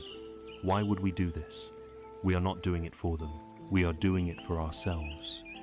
To free our own hearts from the prison of hatred, we are recognizing, on a deep level, that this person's harmful actions most likely spring from their own deep well of suffering, their own confusion, their own hot coal. By wishing for them to be happy and free from suffering, we are wishing for them to cease being a source of harm in the world. This is an act of immense spiritual courage. Finally, in the fifth stage, you let your heart expand without limit. You extend loving kindness to all beings everywhere, to your friends, to neutral people, to your enemies, to all humans, all animals, all creatures seen and unseen, near and far. May all beings everywhere be safe. May all beings be healthy. May all beings be happy. May all beings live with ease. You feel your heart dissolving its narrow boundaries and connecting with the vast web of life. The life of the Buddha himself provides the ultimate example of this practice. His own cousin, a monk named Devadatta, was consumed by jealousy and made several attempts to murder the Buddha. He tried to crush him with a boulder. He sent a raging, intoxicated elephant to trample him. In each case, the Buddha's response was not fear or anger, but an unwavering, powerful radiation of metta. The ancient stories say that the rampaging elephant, upon entering the Buddha's field of loving kindness, was completely pacified and knelt before him. The point of this story is not about taming elephants. It is about the indomitable power of a heart filled with unconditional goodwill. It demonstrates that metta is a shield that protects the one who practices it from the poison of external hatred. The Buddha saw Devadatta not as an evil monster to be destroyed, but as a being deeply afflicted by the suffering of greed and ill will, and his only response was boundless compassion. Metta is the active, radiant antidote to the cold, constricted state of resentment. It is the practice of systematically warming our own heart, dissolving the walls of separation, and freeing ourselves from the burden of the hot coal. It is a direct path to a mind that is more peaceful, more open, and more capable of the deep rest we seek. This powerful, boundless goodwill finds its most focused and practical application in one specific and courageous act of letting go, the act of forgiveness. Forgiveness can be seen as metta aimed directly at a past hurt, a key that can unlock the most stubborn prison doors of the heart. It is to this essential art of release that we now turn. From the boundless, gentle warmth of loving kindness, we now turn to its most focused, courageous, and transformative application, the art of forgiveness. If metta is the act of warming the entire garden of the heart, forgiveness is the patient, powerful work of pulling out the oldest, most stubborn, and most toxic weeds by the root. These are the weeds of resentment, bitterness, and the deep-seated grievances we hold against those who have harmed us.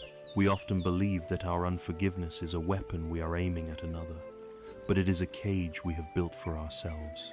Forgiveness, then, is not a gift we bestow upon our offender. It is the key we forge to unlock our own prison door. The path to this freedom is often blocked by profound misunderstandings about what forgiveness truly is. Let us first clear the ground. Forgiveness is not condoning. It is not saying that a harmful action was acceptable or that the pain it caused did not matter. The harm was real, and the pain was real.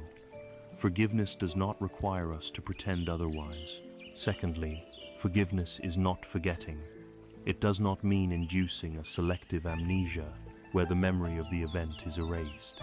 The memory may well remain, but forgiveness is the alchemy that neutralizes its emotional poison, transforming it from a source of recurring pain into a scar that no longer hurts to the touch. Most importantly, forgiveness is not necessarily reconciliation. This is perhaps the most critical distinction. You can forgive someone completely, absolutely, and irrevocably, while also making the wise and self-protective decision to never allow that person back into your life. Forgiveness is a purely internal process. It happens within the landscape of your own heart and mind. Reconciliation is an interpersonal process. It requires trust, remorse, and changed behavior from both parties. You can forgive someone who is unrepentant. You can forgive someone who shows no remorse. You can even forgive someone who has passed away. The act is for you, and you alone. It is the conscious and powerful decision to stop allowing a past event to dictate your present tense peace. It is the cutting of the energetic cord that has bound you to your own suffering, allowing you to finally walk free from the past. To remain in a state of unforgiveness is to live in a self-imposed prison. You are chained to the very person who hurt you, forced to drag their memory through every room of your life. Your precious mental energy, which could be used for creativity, love, and joy, is instead spent replaying old wounds, rehearsing old arguments, and stewing in the toxic juices of resentment. This state of being a victim becomes a core part of our identity, a bitter story we tell ourselves over and over. This inner turmoil has profound outer consequences. The chronic stress of holding on to anger and bitterness can contribute to a host of physical ailments, from high blood pressure to a compromised immune system. Unforgiveness is a heavy, leaden weight, and we are the only ones forcing ourselves to carry it. The journey of forgiveness is a process, not a single event. It may require patience, courage, and repetition. It begins with the first step, to acknowledge the pain fully. You cannot heal a wound by denying its existence. You must give your pain a voice. Allow yourself to feel the anger, the sadness, the betrayal, the injustice. Write it down in a journal.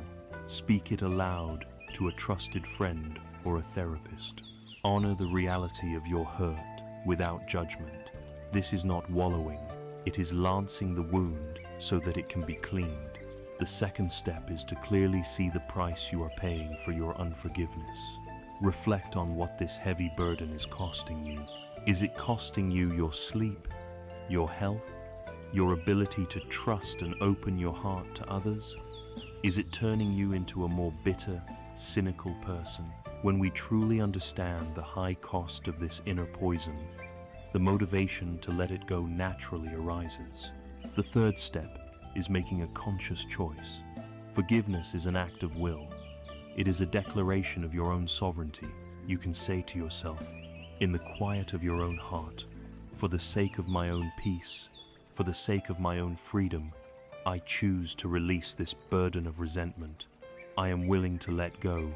This intention is incredibly powerful. The final step is the release of the perceived debt. When someone hurts us, we often feel they owe us something, an apology, remorse, some form of repayment. We wait for them to give us the peace we seek. Forgiveness is the realization that we may never receive that payment, and the courageous decision to stop waiting. It is canceling the debt ourselves. It is giving ourselves the closure that we were hoping the other person would provide. This is the moment of true liberation, a story that illustrates the radical and transformative power of forgiveness is that of Angulimala, a name that once struck terror into the hearts of an entire kingdom. He was a ruthless bandit who had sworn to kill 1,000 people, wearing a garland made from their severed fingers as a trophy. One day, the Buddha was walking alone on a path where Angulimala was known to roam. Angulimala saw him and, seeing an easy target, began to run after him. But a strange thing happened. Though the Buddha was only walking calmly, Angulimala, running at full speed, could not catch up. Exhausted and bewildered, he screamed, "Stop, ascetic, stop!" The Buddha, without turning, replied, "I have stopped, Angulimala. It is you who have not." This cryptic statement shattered Angulimala's world. He asked what it meant. The Buddha explained, "I have stopped all violence and all harming of living beings. You have not." In that moment, the weight of his horrific actions crashed down upon Angulimala. He threw down his sword, fell at the Buddha's feet, and begged to be accepted as a disciple. In an act of staggering compassion, the Buddha agreed, forgiving him and ordaining him as a monk. This shocked everyone, yet, through practice, Angulimala transformed his life, eventually becoming a peaceful and enlightened being. The Buddha's forgiveness did not excuse his past, but it opened the door to his future. It saw not just the murderer, but the potential for awakening within. This story shows us the boundless capacity of the heart. And while we may not have encountered such extremes, we all have our own Angulimalas to forgive. Yet for many of us, the most difficult person to forgive is not an external enemy, but the person we see in the mirror each day. We cling to our own past mistakes with a white-knuckled grip, punishing ourselves for not being wiser, for not knowing better. The same logic applies. Self-forgiveness is not about saying our past actions were okay. It is about acknowledging our shared, imperfect humanity. It is an act of supreme metta toward ourselves, an acceptance that we did the best we could at the time with the understanding we had. It is giving ourselves permission to learn, to grow, and to begin again. Forgiveness is the deep cleaning of the heart. It is the courageous choice to value our own inner peace more than our attachment to a painful story. It is the final, definitive act of putting down the hot coal, of leaving the woman by the river, of letting the empty boat drift away. It allows us to step out of the prison of the past and walk, unburdened, into the light of the present moment. This profound internal decluttering often inspires a similar clearing in our outer world. Just as we learn to let go of old grievances, we can also learn to let go of the physical things that weigh us down, discovering the deep connection between a simplified life and a serene mind. We have journeyed deep into the inner world, learning to release the heavy burdens of past grievances and future anxieties. We have practiced the art of forgiveness, a profound decluttering of the heart. Now, we turn our attention outward, to the physical spaces we inhabit, for our outer world is almost always a perfect mirror of our inner state. A mind filled with clinging, worry, and attachment often creates a home filled with clutter, a physical manifestation of its own unease. Our relationship with material things, with the stuff of our lives, is not a trivial matter. It is a profound spiritual issue, deeply connected to our search for peace and our ability to find true rest. We live immersed in a culture that bombards us with a single, pervasive message: happiness can be purchased. We are told, in thousands of subtle and overt ways each day, that the key to contentment, self-worth, and security lies in the next acquisition. A new phone will make us more connected. A luxury car will make us more respected. The latest fashion will make us more desirable. Our inner feelings of emptiness and anxiety, the advertisers whisper, can be solved with a simple trip to the store or a click of a button. This promise, however, is a beautiful and dangerous illusion. The acquisition of a new object often provides a temporary thrill, a fleeting hit of pleasure that distracts us from our inner disquiet. But it never lasts. The new car quickly becomes just the car, and with it come worries about scratches, maintenance, and payments. The new dress, worn once, hangs in the closet, its novelty faded. This cycle of wanting, acquiring, and feeling dissatisfied is a trap known as the hedonic treadmill. We have to keep running, keep acquiring more and more, just to feel a fleeting sense of satisfaction, while the underlying feeling of unease remains untouched. This constant grasping for things becomes a primary source of our dukkha, our suffering. The more we own, the more we have to fear losing. We worry about our possessions being broken, stolen, or becoming obsolete. Our things, which were meant to serve us, become our masters. They demand our time, our energy, and our money to store them, clean them, organize them, and maintain them. We become not owners, but caretakers of a personal museum filled with objects that often add more stress than joy to our lives.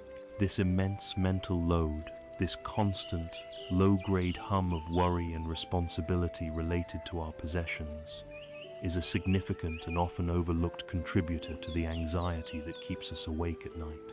The link between our outer and inner worlds is direct. A cluttered, disorganized living space bombards our nervous system with excessive stimuli. Every pile of papers represents a deferred decision. Every closet overflowing with clothes we never wear is a monument to past identities or future fantasies. The visual chaos sends a constant, subliminal signal to our brain that our work is never done, that our life is not in order. It is incredibly difficult for the mind to settle into a state of peace and relaxation when it is surrounded by evidence of chaos and unresolved tasks. Therefore, the simple, physical act of clearing out our clutter can be a profound and powerful form of meditation. It is a tangible way to practice the art of letting go. This is the heart of what can be called spiritual minimalism. It is not about ascetic deprivation or living in a sterile, empty box. It is about bringing consciousness and intention into our physical world. It is the practice of asking a deeper question about every object we own. Not, could this be useful someday, which is a question born of fear, but rather, does this object support the person I want to be right now? Does it bring me genuine joy and utility? Or is it an anchor to a past I need to release, a source of guilt, or simply a burden? Each item we hold in our hands becomes a choice point, a practical exercise in letting go. That piece of clothing that hasn't fit for years, letting it go is an act of self-acceptance, a release of the pressure to be a different version of yourself. That stack of unread magazines, letting them go is a release of the obligation to consume more information than you need. The unwanted gift from a relative, letting it go is a release from the guilt that has kept you bound. As we clear our physical space, we are simultaneously clearing our mental and emotional space. We are making room to breathe. The life of the Buddha and his ordained disciples serves as a powerful parable for this freedom. The monks and nuns were wandering mendicants, practicing a life of radical simplicity. Traditionally, their only possessions were a set of robes, often stitched together from discarded cloth found in charnel grounds, and a single bowl for receiving their daily meal. This was not a celebration of poverty for its own sake. It was a strategic choice for the sake of inner freedom. With only a bowl and a robe, they were free from the anxiety of protecting property. Their happiness was entirely independent of what they owned. They were physically and metaphorically light, able to move through the world unburdened. The monk's begging bowl is a particularly potent symbol. Each morning, it is empty. It is ready to receive whatever is offered for that day, without expectation. Once the meal is finished, it is empty again. The monk does not cling to the memory of a delicious meal from yesterday, nor do they worry about whether the meal tomorrow will be sufficient. The empty bowl represents a mind that is open, present, unattached, and content with what is. It is a mind that has found its wealth not in accumulation, but in the lack of needing anything more.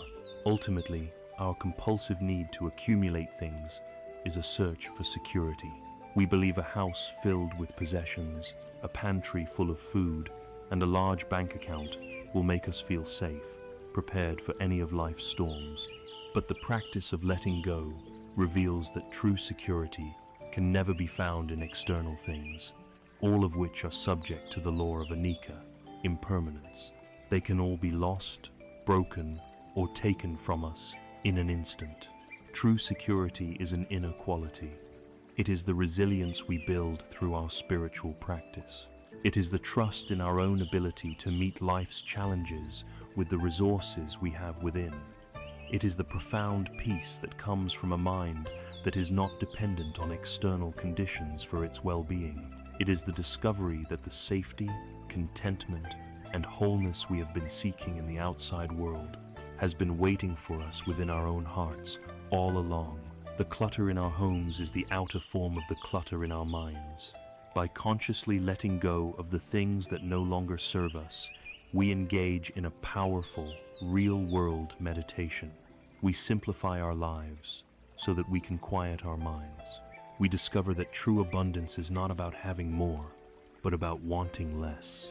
As we clear away the internal debris of old hurts and the external debris of unnecessary things, a beautiful, spacious silence begins to emerge in our lives. In this newfound space, we can begin to cultivate a different kind of happiness, one that is not based on acquiring anything at all, but on a quiet, radiant joy that is always available. This is the joyful practice of mudita, our next step on the path to profound peace. Having cleared the inner landscape of our hearts through forgiveness and the outer landscape of our lives through simplicity, a new sense of space and lightness begins to emerge. We have let go of so much old resentments, future anxieties, the weight of possessions. But what do we do with this newfound inner space? The conditioned mind, the restless monkey mind, has an immediate impulse to fill it. And its favorite way to fill it is with the frantic, endless pursuit of what our culture calls happiness. We must now examine this pursuit, for in letting go of the chase for happiness, we can discover something far more profound and enduring, the quiet, radiant state of joy. In the modern world, happiness is almost always defined as a conditional state. It is an emotional peak that depends entirely on external events aligning with our desires. We are happy if we get the promotion. We are happy when we fall in love. We are happy because we received praise or won the competition. This form of happiness is a transaction. We achieve a goal and we are rewarded with a temporary feeling of elation. The problem is that this feeling, by its very nature, is impermanent. The thrill of the promotion fades into the new normal of more responsibility. The initial bliss of a new relationship matures and changes. The vacation ends, and we are left on the emotional come-down, our minds already seeking the next external hit that will make us happy again. This constant pursuit is a source of deep and subtle suffering. It traps us in a not-yet mentality, preventing us from ever being fully present and at peace with our lives as they are. We are always looking over the shoulder of the present moment, searching for the next source of pleasure, and so we miss the quiet beauty that is already here. Furthermore, by placing our well-being in the hands of external outcomes, we make ourselves incredibly fragile. Our happiness becomes dependent on a world we cannot control, on the opinions of others, and on sheer luck. It is a recipe for chronic anxiety and disappointment. The wisdom traditions of the East offer a different path. They invite us to let go of this frantic chase for conditional happiness, and instead cultivate an inner quality known as mudita. Mudita is a Pali word, often translated as sympathetic joy or appreciative joy. It is one of the four sublime states of heart, alongside metta, loving kindness, karuna, compassion, and upekkha, equanimity. Mudita is the genuine, selfless, and heartfelt delight in the happiness, success, and good fortune of others. It is also an unconditional, inner joy that is not dependent on getting anything new, but arises from a state of deep contentment, peace, and gratitude for life as it is. To truly understand mudita, we must first look unflinchingly at its direct opposite, envy. Envy is the poison that whispers in our ear when we hear of another's success. It is the painful feeling that their happiness somehow diminishes our own. It is the bitter question, why them and not me? Envy is a state of profound self-inflicted suffering. It is a second arrow we fire directly into our own hearts in response to someone else's good news. It closes our heart, isolates us in a sense of lack, and reinforces the painful illusion that life is a zero-sum game, where another's gain must be our loss. Consider this simple parable. A great king sits on a throne in a vast treasure room, surrounded by mountains of gold, jewels, and priceless artifacts.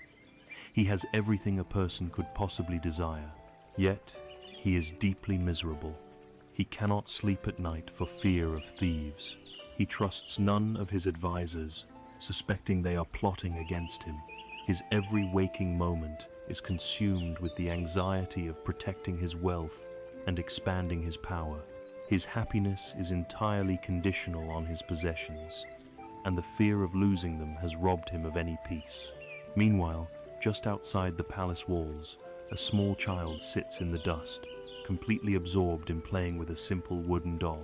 The child's face is radiant with a pure, unadulterated delight. Her joy is not dependent on wealth, status, or any external condition. It arises from a state of simple, present moment appreciation. The king, with all his riches, is impoverished of joy. The child, with almost nothing, is wealthy beyond measure. Mudita is the wealth of the child's heart. Like all qualities of the heart, mudita can be cultivated. It is a practice. We can begin, just as with metta, by starting with someone close to us. Bring to mind a dear friend or family member and think of a recent success or moment of genuine happiness they have experienced. Perhaps they got a job they wanted, or recovered from an illness, or simply had a wonderful day. As you hold their image in your mind, consciously choose to share in their joy. Feel their happiness as if it were your own. Let a genuine smile form on your face for their good fortune, and silently wish them, "I am so happy for you. May your joy and well-being continue." From there, you can gradually expand the circle. When you see strangers laughing together in a park, instead of feeling separate, you can silently share in their moment of connection. When you read about someone achieving a great accomplishment, instead of feeling the pang of comparison, you can practice feeling happy that such excellence exists in the world. The most advanced practice is to try and cultivate mudita for someone you consider a rival or an enemy. To be able to feel genuine joy for their success is a profound act of letting go of the ego. It is the ultimate antidote to envy, dissolving the illusion of competition and revealing the interconnectedness of all beings. Finally, mudita is a quality we must learn to turn inward. This is the practice of gratitude. It is the joy that arises from appreciating the good that is already present in our own lives, no matter how small or ordinary it may seem. When we stop our frantic pursuit of the next big happiness, we begin to notice the thousands of quiet, simple joys that are available in every moment. It is the joy of the first warm sip of coffee in the morning. It is the joy of the feeling of clean sheets when you get into bed.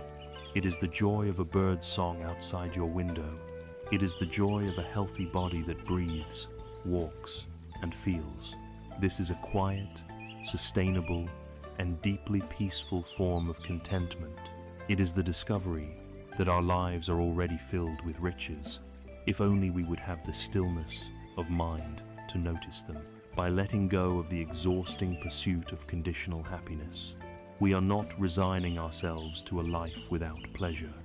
We are opening ourselves up to something far more reliable and profound. We are learning to cultivate joy as an inner state of being, not as a prize to be won. It is the natural radiance of a heart that is free from the poisons of envy and comparison. It is the peaceful contentment that arises when we finally stop chasing and simply appreciate what is. This cultivation of a calm, joyful, and uncluttered mind gives us the inner resources and stability to face life's deepest mysteries with grace and courage. When our hearts are no longer consumed by clinging and striving, we can dare to confront the most fundamental truth of our existence, the reality of our own mortality. It is to this great mystery that we now turn, exploring how the art of letting go allows us to approach death not with terror, but with profound wisdom and peace. We have journeyed far into the landscape of the heart and mind, learning to release the grip of the past, the fear of the future, the weight of our possessions, and the frantic chase for happiness. We have cultivated a spacious awareness and a joyful, appreciative heart. Now, we must turn to face the one great truth that our culture conspires to help us forget. The truth that, when faced with courage and wisdom, has the power to infuse our lives with unparalleled meaning and urgency. We must learn to let go of our greatest fear by contemplating the reality of our own death. This may sound like a dark and morbid turn, but in the wisdom traditions of Buddhism, the practice of mindfully contemplating death, known as Maranasati, is not a path to despair. It is a bright, blazing fire that burns away everything that is trivial and unimportant, leaving only the shining gold of what truly matters. It is the ultimate practice of letting go, for it asks us to gently release our attachment to the one thing we cling to most fiercely, our own life. By learning to hold our life with an open hand, we paradoxically learn to live it more fully, more gratefully, and more peacefully. Our modern world is engaged in a profound denial of death. It is hidden away in sterile hospitals and whispered about in euphemisms. We are obsessed with an endless war against aging, treating it as a disease to be cured rather than a natural process to be honored. We build our lives around accumulating wealth, status, and achievements, as if these things could form a fortress against our own mortality. But this denial does not free us from fear, it amplifies it. By making death a taboo subject, we turn it into a terrifying, shadowy monster lurking at the edges of our consciousness. This unexamined fear is a powerful, subterranean driver of our anxiety. It is the silent engine behind our desperate clinging, our need for control, and our inability to truly rest. The practice of Maranasati invites us to do the opposite. It asks us to turn around and gently, compassionately, look the shadow in the face. It is not about becoming obsessed with dying. It is the simple, clear-eyed, and regular acknowledgement of two fundamental truths. I will one day die, and the time of my death is uncertain. When we allow these truths to sink in, not just as intellectual ideas but as felt realities, they create a sense of spiritual urgency. We stop sleepwalking through our days. We stop taking our precious human life for granted. The awareness of death is the ultimate filter for our priorities. Imagine, for a moment, that you were told with certainty that you had only 1 year left to live. What would instantly fall away? The petty grudges you hold, the meaningless arguments you engage in, the anxieties about what others think of you, would they still seem so important?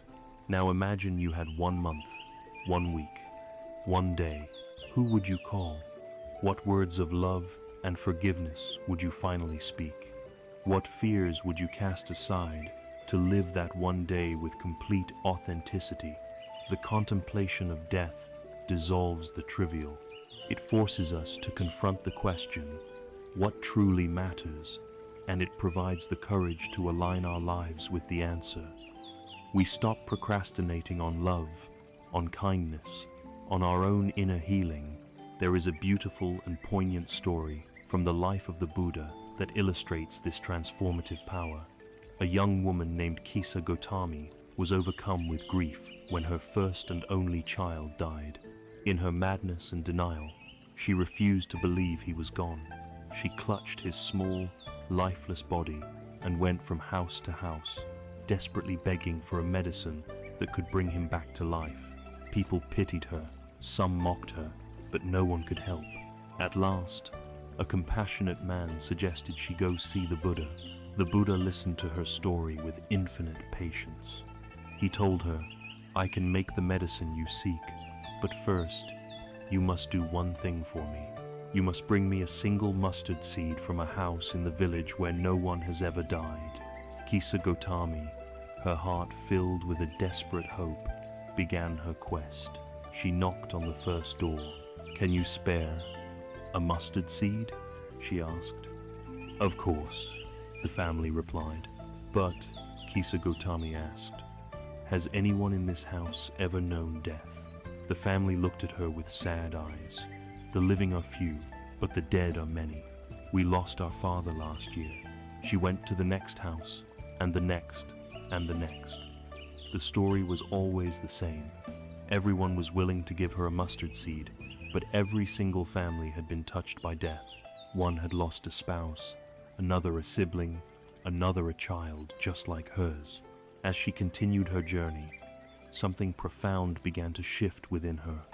Her frantic, personal, isolating grief began to dissolve into a deep, compassionate understanding of a universal truth. She realized that death was not a unique tragedy that had struck only her family. It was an inescapable, shared condition of all existence. Her why me transformed into a quiet, just so.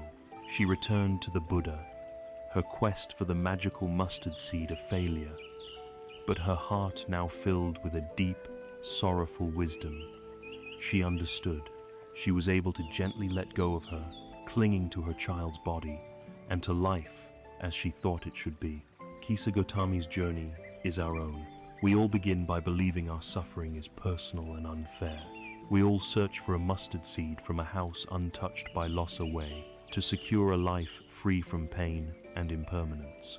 The journey of wisdom is the gradual, house-by-house realization that such a thing does not exist. This realization is not a cause for despair, but the very foundation of peace. It allows us to let go. By gently and regularly contemplating our own mortality, we begin to loosen our fear of it. Fear thrives in the darkness of denial. When we bring death into the light of our awareness, accepting it as a natural and necessary part of the cycle of life, as natural as a leaf falling in autumn or a wave receding from the shore, we rob it of its terrifying power. This acceptance does not make us morbid, it makes us more alive. We begin to taste the preciousness of a single breath. We see the astonishing beauty of an ordinary sunrise. We hear the music in a simple conversation. Knowing that it is all fleeting, we learn to cherish it all the more. The contemplation of death, therefore, is not about dying. It is about waking up to the life we are living right now. It is a profound practice of letting go of our attachment to trivialities, to procrastination, to old anger, and finally, to fear itself. It imbues our existence with a sense of purpose, meaning, and profound gratitude. Having now gathered these powerful tools for the heart and mind, from observing our thoughts and cultivating joy to embracing our mortality, we have prepared the ground for a deep and holistic healing. We can now turn to a specific and practical application of this wisdom, a meditation designed to soothe the body, quiet the mind, and guide us gently into the restorative sanctuary of deep sleep. This is the healing practice of the body scan. We have journeyed together through the vast inner landscapes of the mind and heart. We have sat with the great principles of impermanence and no self. We have learned to offer forgiveness and cultivate appreciative joy. We have even faced the profound mystery of our own mortality, not with fear, but with a desire to live more fully. Now, we bring all of this wisdom home, grounding it in the most direct and tangible reality we have, our own physical body. This is a practice designed to be a bridge from the waking world of doing to the deep, restorative sanctuary of sleep. It is called the body scan, and it is a systematic meditation of letting go, one small part of the body at a time. Our bodies are the silent keepers of our life score. They are the storehouses for all the unresolved tensions and unspoken emotions of our day. The anxiety about a deadline manifests as a tight band around the forehead. A difficult conversation can leave our shoulders hunched up around our ears. The frustration of being stuck in traffic might reside as a clenched jaw. We carry these physical burdens around with us, often for so long that we cease to even notice them.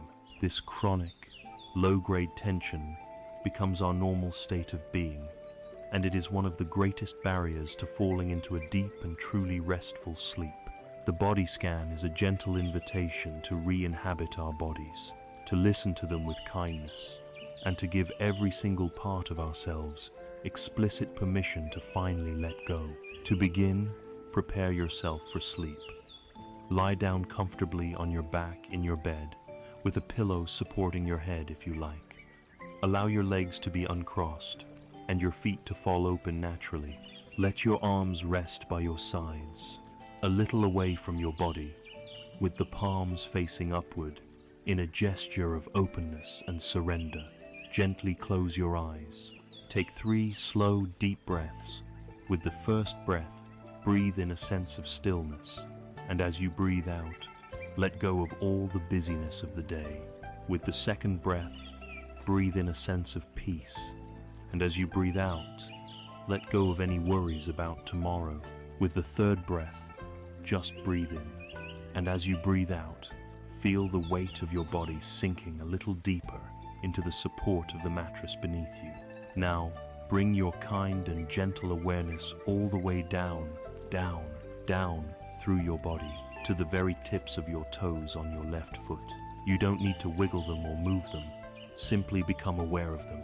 Can you feel the sensation of the toes touching each other, or the fabric of a blanket? Notice any feelings of warmth, or coolness, or tingling, or perhaps no sensation at all. Whatever is there is perfectly fine.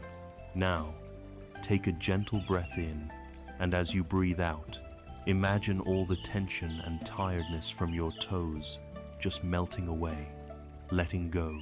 Bring your awareness now to the sole of your left foot, the arch and the heel. Feel its connection to the bed. Feel its weight. As you breathe in, bring a sense of softness and care to this part of your body. As you breathe out, release. Let the entire left foot become heavy and relaxed. Now, gently shift your attention to your right foot. Become aware of the toes on your right foot. Feel the sensations there. Breathing in, gathering up any tension. Breathing out, letting it all dissolve. Letting go. Move your awareness to the sole of the right foot, the arch, the heel, feeling its solidness, its tiredness. Breathing in, and on the out-breath, releasing it completely into relaxation. Slowly, bring your attention up to your lower legs. Your left calf and shin, feel the shape of the muscle, the length of the bone. Notice any tightness or tension held here from a day of walking and standing. As you breathe out, give this part of your body permission to soften, to release. Then, move to your right calf and shin, doing the same. Breathing in, awareness. Breathing out, release. Allow your awareness to rest on your knees, the left knee and then the right. These complex joints that carry you through life, send them a feeling of gratitude and care. Breathing in, and as you breathe out, let go of any tension around the kneecaps. Gently move your attention up to your powerful upper legs, your thighs, the left thigh, front and back. So often, we hold deep tension here. Let your awareness permeate the muscle, and with your next exhalation, let it go completely. Then, the right thigh, breathing in and breathing out, letting go. Feel both of your legs now, from the hips to the tips of the toes, as heavy, warm, and deeply relaxed. Bring your awareness now to your pelvic region, your hips, your buttocks, your groin. This area is a deep storehouse of tension and emotion. Without judgment, just feel what is there. And with a long, Slow out breath. Release it all. Let this entire area become soft and heavy. Let your attention drift up into your abdomen. Feel the gentle, natural rise on the in-breath and the fall on the out-breath. Let your belly be soft. You don't need to hold it in. Let go of the tension around your inner organs, allowing them to rest. Move your awareness into your chest. Feel the gentle expansion of your rib cage as you breathe in. Perhaps you can feel the steady, calm rhythm of your heart beating within your chest, a faithful drum that has been with you your whole life. Send it a feeling of gratitude, and as you breathe out, let go of any tightness or anxiety held here. Bring your attention to your hands. First, the left hand. Feel the fingers, the palm. Let the fingers curl naturally, breathing in and breathing out. Let the hand become soft and limp. Then the right hand, feeling the aliveness in the fingers, breathing in and breathing out, letting go completely. Travel up your arms, your lower arms, your elbows, your upper arms, releasing any tension. Then bring your awareness to your shoulders. This is a place we hold so much of the world's weight. Consciously allow your shoulders to drop, to melt away from your ears. Feel them become heavy, sinking down into the mattress, letting go of all your burdens. Let your awareness move into your neck and your throat. Let go of any tightness here. And now, bring your attention to your face. Let your jaw be slack, letting the teeth part slightly. Let your tongue rest softly in your mouth. Allow your cheeks to soften. Let your eyes feel heavy, resting gently in their sockets. And finally, let your forehead become smooth and wide, releasing all the tiny muscles of expression. Let your entire scalp relax. Now, for a few moments, feel your entire body as one single field of sensation. From the tips of your toes to the top of your head, feel the whole body breathing. As you breathe in, a sense of peace permeates every cell. As you breathe out, the last remnants of tension dissolve into the air. Your body is heavy, calm, and deeply at rest. There is nothing else you need to do. There is nowhere else you need to be. Your only task now is to rest. If you are still awake, simply remain with the feeling of the whole body breathing. If thoughts arise, let them be like distant, silent clouds in a vast night sky. They have no power over you. Allow yourself to drift. Allow yourself to float. Allow yourself to sink into a deep, peaceful, and profoundly healing sleep. You are safe. You can let go now. Having journeyed into the sanctuary of the body and given ourselves over to the healing dark of deep sleep, we emerge into the light of a new day. But the art of letting go does not end when our eyes open. The profound peace we cultivate in the stillness of the night is not meant to be a temporary escape from a stressful life. It is meant to be the very foundation upon which we build a more conscious, awake, and peaceful existence.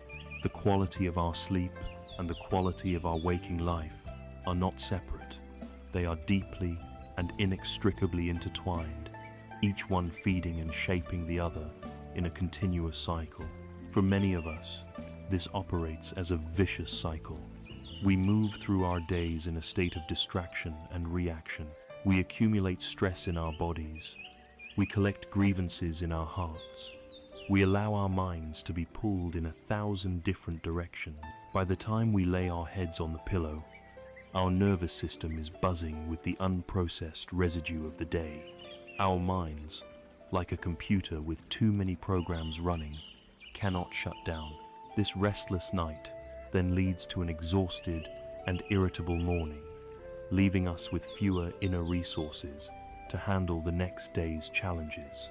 We are more reactive, less patient, and we accumulate even more stress, which we then carry into the next night. It is a downward spiral of exhaustion. The practice of letting go is the conscious act of reversing this spiral, transforming it into a virtuous one. When we give ourselves the gift of true rest, rest born from releasing tension in the body, forgiving the day's hurts, and quieting the mind. We wake up with a fuller cup. We have more energy, more clarity, and more emotional resilience. With this greater stability, we are better equipped to navigate our day with mindfulness and presence. And a day lived with mindfulness is one where we don't accumulate the same heavy burden of stress. When night comes again, there is simply less inner garbage to process, making it easier to drift into peace. A good night's sleep creates a mindful day, and a mindful day creates a good night's sleep. So how do we take this practice off the cushion and carry it into the messy, beautiful reality of our daily lives? The secret is to understand that letting go is not just a 20-minute ritual before bed. It is a continuous practice, woven into the fabric of our ordinary activities. It can begin the moment you wake up, before you reach for your phone, before you flood your mind with the storm of the world's news, notifications, and other people's agendas. Can you take just 1 minute to lie still and feel the breath moving in your body? 1 minute to feel gratitude for a new day. This simple act is a profound statement. It tells your mind, my peace comes first. I will begin my day from a place of presence, not panic. You can carry this into your morning routine. As you drink your first cup of coffee or tea, can you let go of planning your day for just 3 sips? Can you simply taste the warmth and the flavor? This is letting go of the future. As you stand in the shower, can you feel the sensation of the warm water on your skin instead of being lost in a mental rehearsal of a difficult conversation? This is letting go of anxiety. You can practice it while you eat. So often, we eat mindlessly in front of a screen, barely tasting our food, our minds a million miles away. Mindful eating is the practice of letting go of distraction and simply being with your food.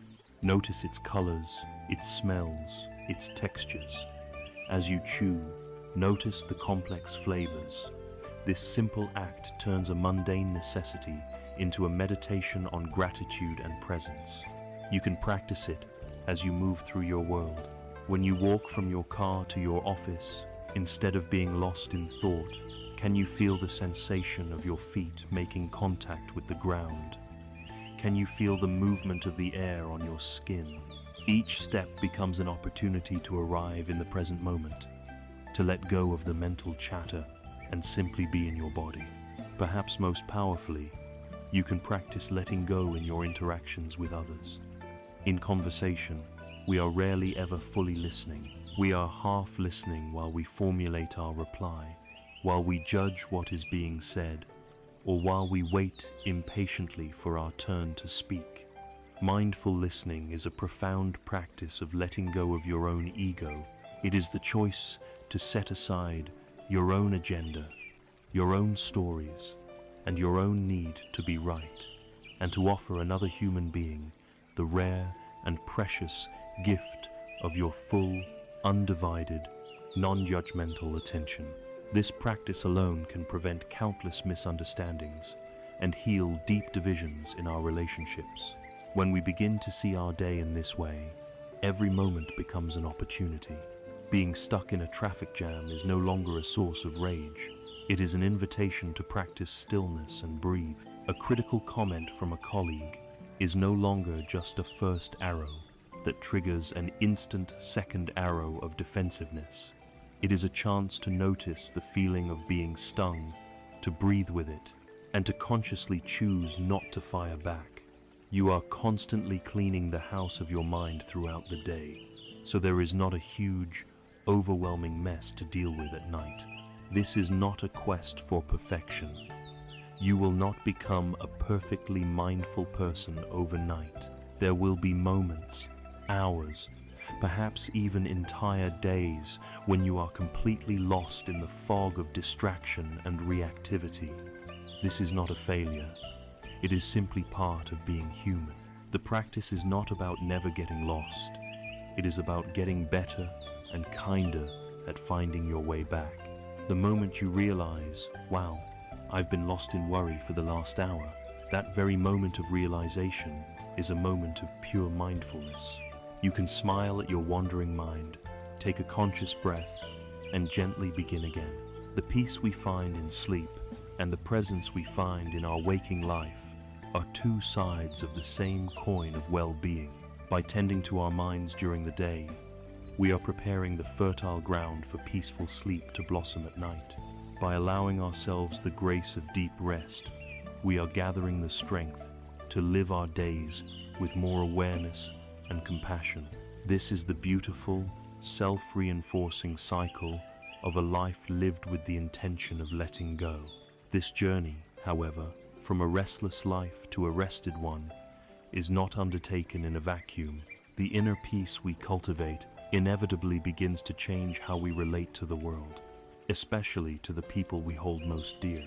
We will now explore how the profound art of letting go can transform our relationships, freeing them from the heavy burden of our own expectations and allowing for a deeper and more authentic connection. Our journey of letting go has, up to this point, been a largely internal one.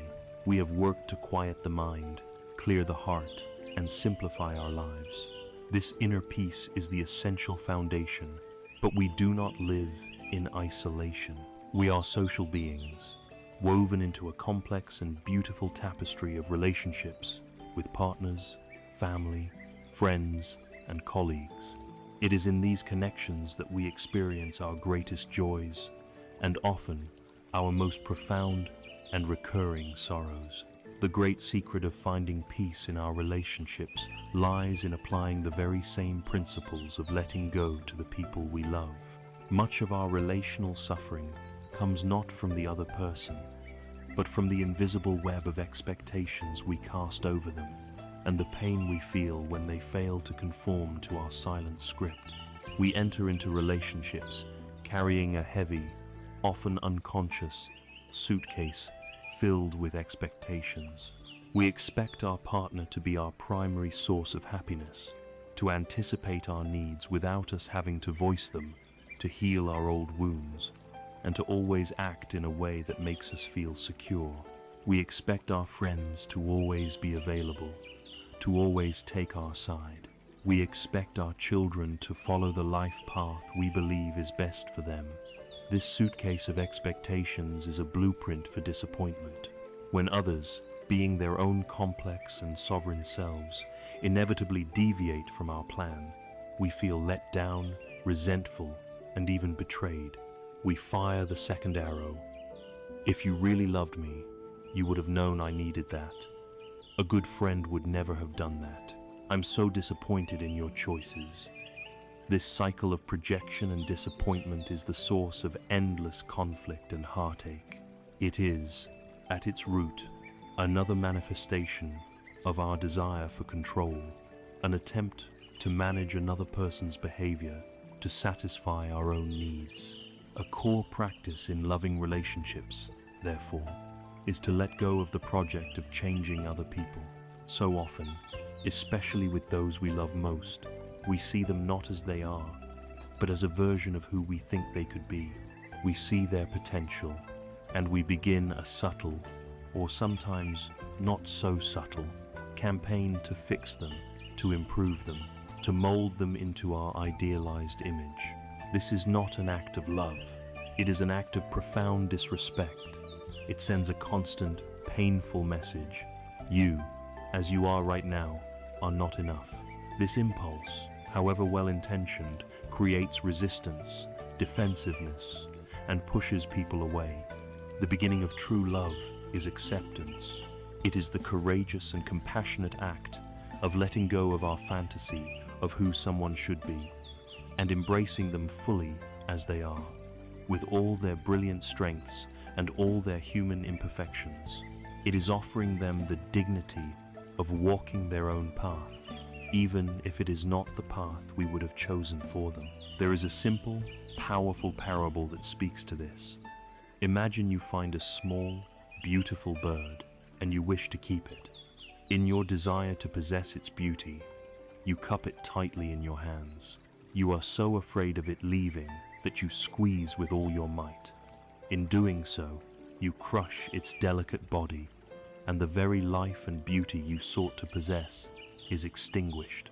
This is the nature of a love based on clinging, fear, and control. Now, imagine instead that you hold the bird in a gentle, open palm. You offer it a place of rest, but you do not imprison it. The bird is free to fly away at any moment.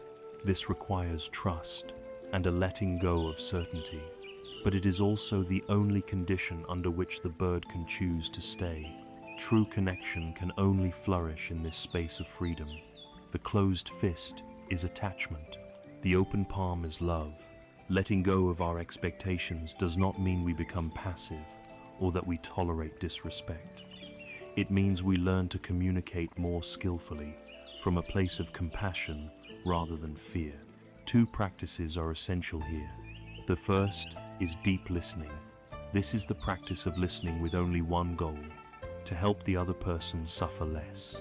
It means putting aside our own agenda, our own story, our own need to be right. We listen not to form a rebuttal, but to truly understand the other person's perspective and pain. We offer them the rare and healing gift of our silent, non-judgmental presence. So often, being truly heard is all a person needs for their anger and hurt to begin to dissolve. The second practice is loving speech. This means speaking in a way that is truthful, but also kind and constructive. It is the practice of letting go of the need to win an argument or to wound the other person with our words. Before speaking in a moment of conflict, we can ask ourselves, are these words true? Are they necessary? Are they kind? Loving speech often involves expressing our own feelings using I statements. I feel hurt. When this happens, rather than launching accusations, you always do that. It is an invitation to connect, not a demand for capitulation. Ultimately, the practice of letting go in relationships leads us to the highest form of love, a love that is deeply connected to the qualities of metta and mudita we have already explored. It is the genuine, heartfelt wish for the other person to be happy and free from suffering, regardless of whether that happiness involves us. This is a radical letting go of the ego. For a parent, it is releasing their child to find their own joy, even if it means moving far away or choosing a life that seems alien to them. For a romantic partner, it is the ability to say, even at the end of a relationship, I genuinely wish you peace and happiness in your life. This is love that has been purified of its clinging, possessive qualities. It is boundless, unconditional goodwill. Our relationships, then, are not obstacles to our peace. They are our greatest practice ground. Every moment of friction is an opportunity to look at our own expectations. Every disagreement is a chance to practice deep listening instead of reacting. Every time we feel let down, we have a choice: to fire the second arrow of blame and resentment, or to practice letting go, offering acceptance and understanding instead. In learning to let go of our need to control others, we free both them and ourselves.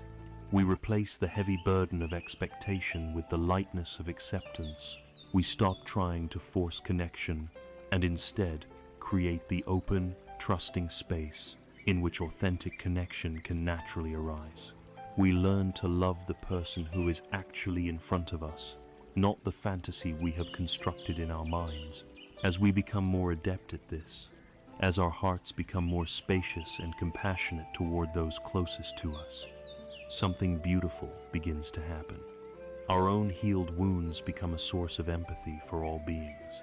We are now prepared to explore how the very suffering we have worked so hard to let go of can be transformed into a powerful, illuminating source of compassion for the entire world. Our journey of letting go has taken us through the complex territories of the mind and heart. We have learned to release the past, to soften our fear of the future, to unclutter our lives and our relationships. A profound question may now arise. What was the purpose of all the pain we started with? The sleepless nights, the anxious days, the old wounds they just meaningless mistakes to be overcome and discarded. The deepest wisdom of this path offers a radical and beautifully compassionate answer. Nothing is wasted. Our suffering is not a defect. It is the very raw material of our awakening. In many spiritual traditions, there is a powerful image for this process of transformation: the lotus flower. The lotus is a flower of exquisite beauty, purity, and fragrance, but it does not grow on clean marble or in a pristine, manicured garden. The lotus flower can only grow out of the dark, murky, and often foul-smelling mud at the bottom of a pond. Without the mud, there can be no lotus. This is perhaps the most profound teaching on the nature of suffering. Our pain, our confusion, our grief, our failures. This is our mud, and it is not something to be despised or avoided. It is the essential nutrient, the fertile ground from which the lotus of wisdom and compassion can bloom. This perspective invites us to become spiritual alchemists. Alchemy was the ancient art of transforming a base metal, like lead, into a precious one, like gold. Spiritual alchemy is the art of transforming our own base material, our dukkha, our suffering, into the gold of awakening. Our moments of greatest difficulty are often our points of greatest opportunity. It is in the stark reality of loss that we discover what we truly cherish. It is in the humbling fire of our own failures that our arrogance is burned away and our resilience is forged. It is in the courageous act of turning toward our own pain that our hearts finally break open to the universal pain of all beings. This breaking open of the heart is the birth of true empathy. Before we have truly known suffering ourselves, our compassion for others can be abstract, a kind of intellectual pity offered from a safe and superior distance. But when you have personally felt the sharp sting of betrayal, when you have walked through the gray fog of depression, when you have been gripped by the terror of anxiety, your heart is forever changed. When you encounter another person in the midst of that same struggle, your response is no longer, "Oh, that poor person."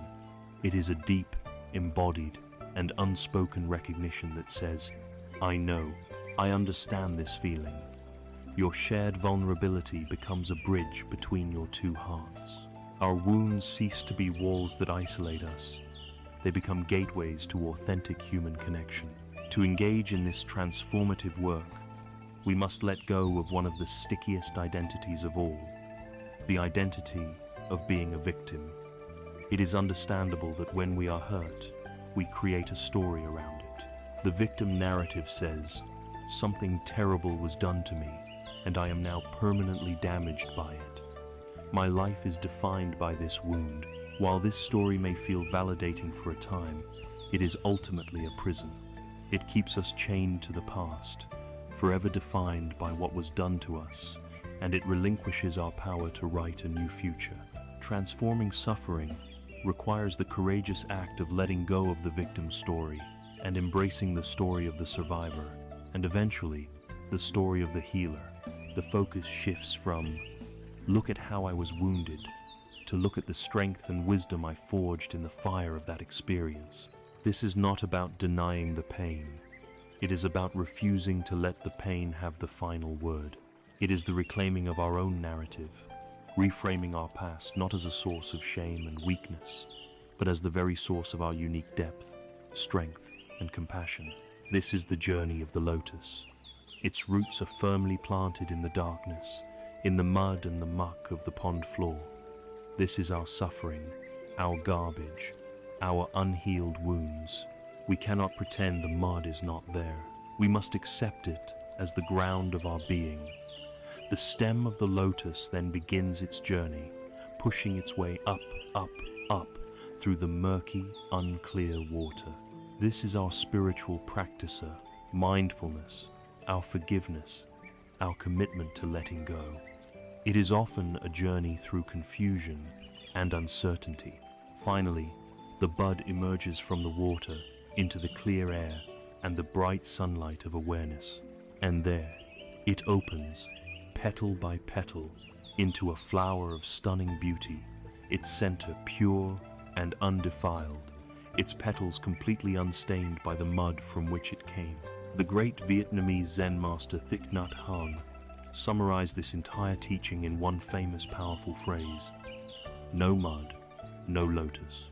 This is an invitation to radically reevaluate our relationship with our own difficulties. We can stop running from our mud. We can stop hating it and trying to get rid of it.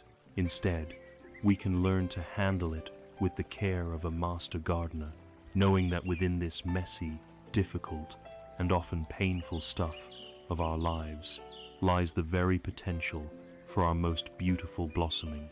When we have successfully cultivated a lotus from our own mud, the final stage of the transformation is often a natural desire to share its beauty. Our own healed wounds become a map we can offer to others who are lost in a similar wilderness. This is not about boasting of our survival, but about sharing our experience with skillful means. It is about being able to say to someone who is suffering, "I know this path is dark, but I have walked it, and I can tell you that there is a way through. There is light ahead." Our personal story of suffering and transformation becomes a universal gift of hope.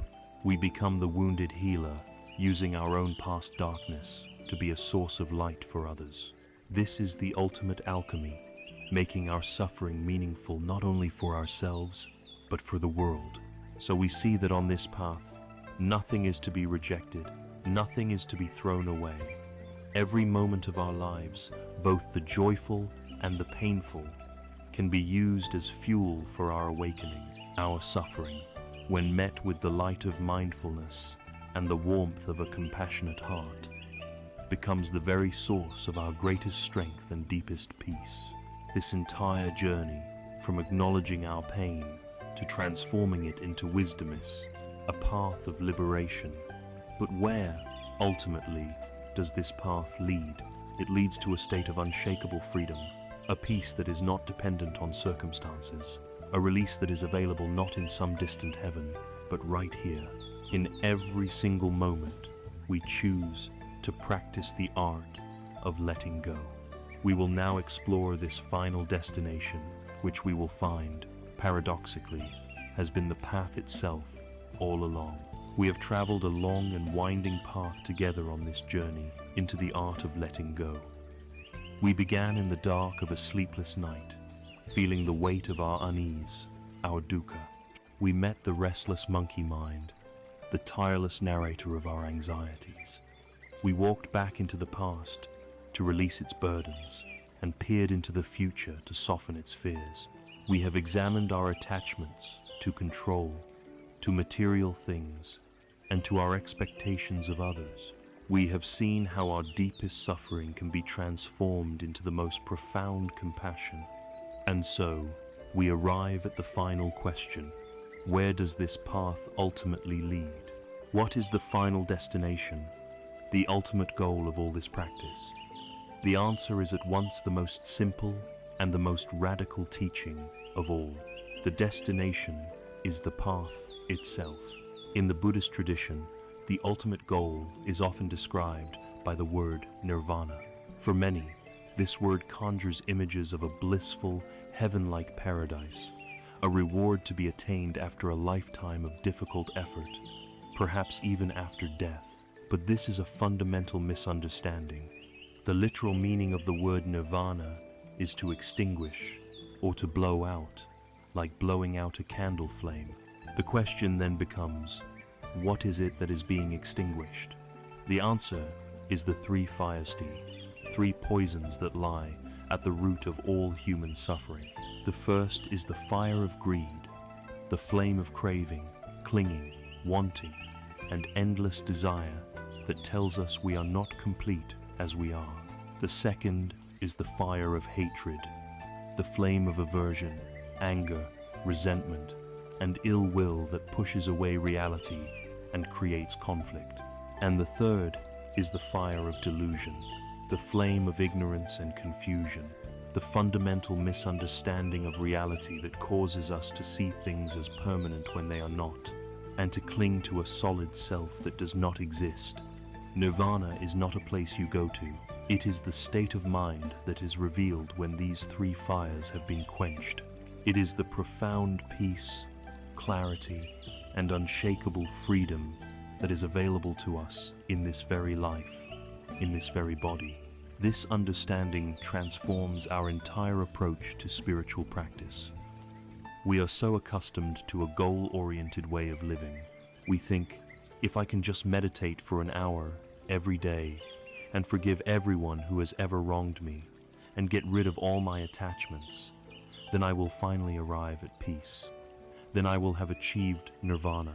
But this very mindset, this constant striving toward a future goal, is a manifestation of the first fire of craving. It places peace in a distant future that, by definition, can never arrive. It makes the path a struggle, a means to an end. The great liberation comes in realizing that peace is not the destination at the end of the road. Peace is the road. Every single step of letting go is a moment of arrival. Every time you catch your mind lost in an anxious fantasy and you gently guide it back to the present moment reality of your breath, that is a moment of nirvana. The fire of delusion is momentarily quenched. Every time you feel the flash of anger toward another and you choose, with conscious effort, not to speak or act on it, that is a moment of nirvana. The fire of hatred is cooled. Every time you notice the desire to buy something you don't need and you simply let that desire be without acting on it, that is a moment of nirvana. The fire of greed is diminished. Peace is not a reward you get for practicing. The practice itself, the very act of letting go, is peace in action. Consider this simple story. A man was seen walking down a long road, carrying a very large and heavy rock on his shoulder. Every 100 yards or so, he would stop, carefully set the heavy rock down on the ground, take a few deep breaths, sit and rest in the shade for a moment, and then, with a sigh, hoist the rock back onto his shoulder and continue his journey. A traveler, watching this curious scene, approached him and asked, "Friend, forgive my question, but that rock looks immensely heavy. Why do you carry such a terrible burden?" The man smiled a gentle, knowing smile and replied, "Oh, I don't carry it. I have simply had the lifelong habit of picking it up, but I have also cultivated the very wise habit of putting it down whenever I need to rest." We are this man. The heavy rock is our suffering, our worries, our attachments, our resentments, our identification with a separate, solid self. Picking up the rock is our deeply ingrained, conditioned habit of getting lost in the fires of greed, hatred, and delusion. The art of letting go is the wise and compassionate practice of putting the rock down.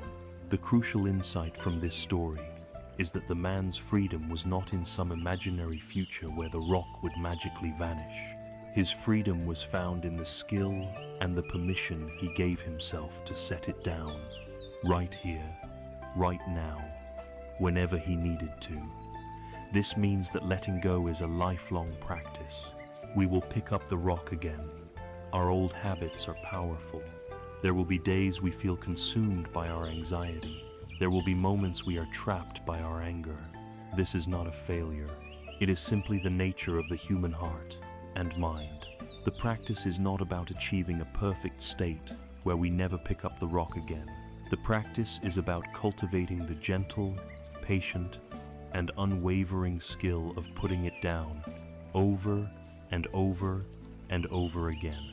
It is about closing the gap in time between the moment we pick it up and the moment we realize we can set it down.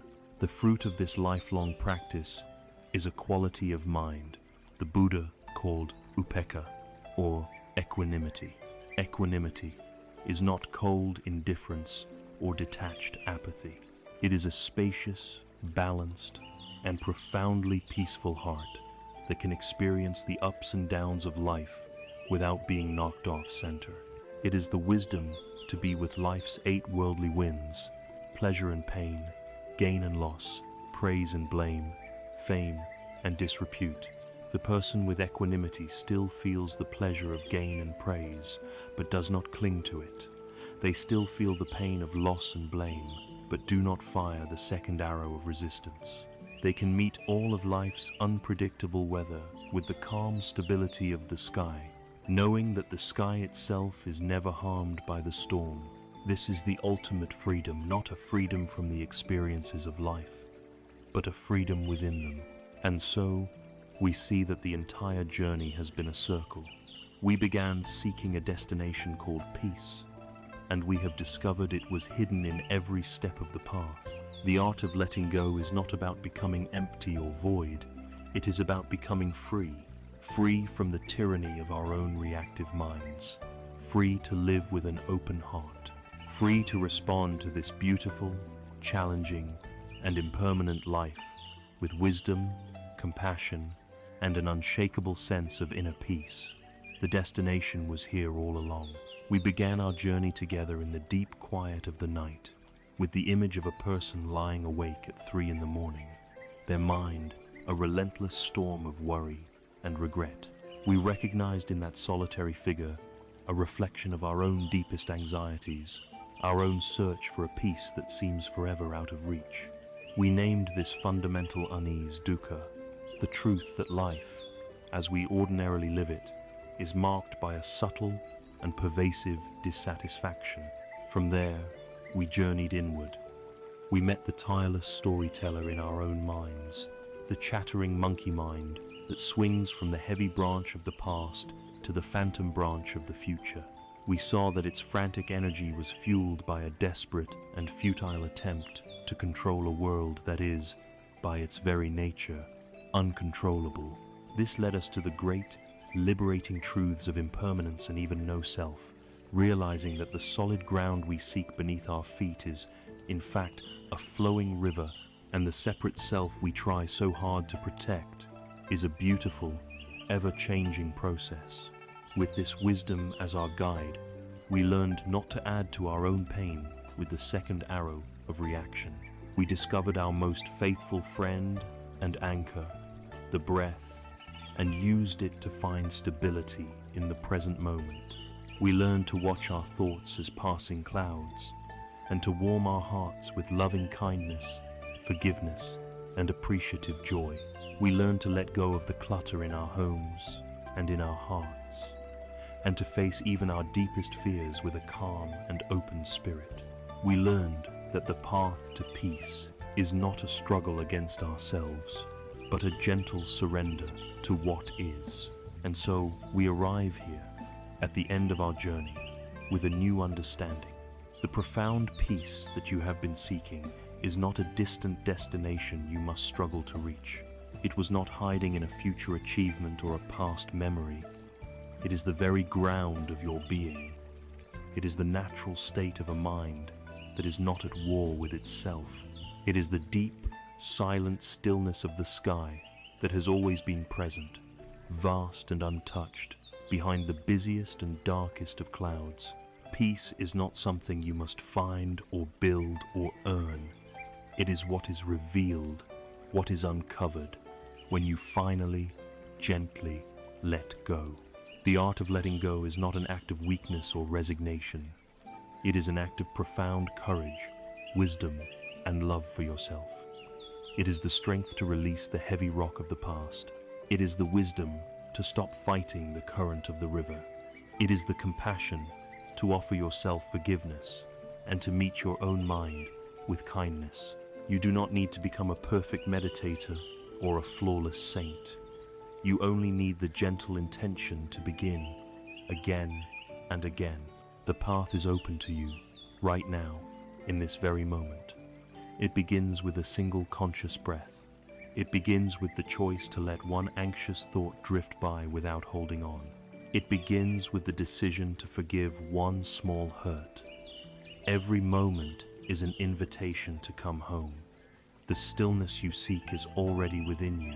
Your only task is to gently and repeatedly return to it. May you be safe. May you be healthy. May you be happy. and may you live with the profound and peaceful ease of a heart that has learned to let go.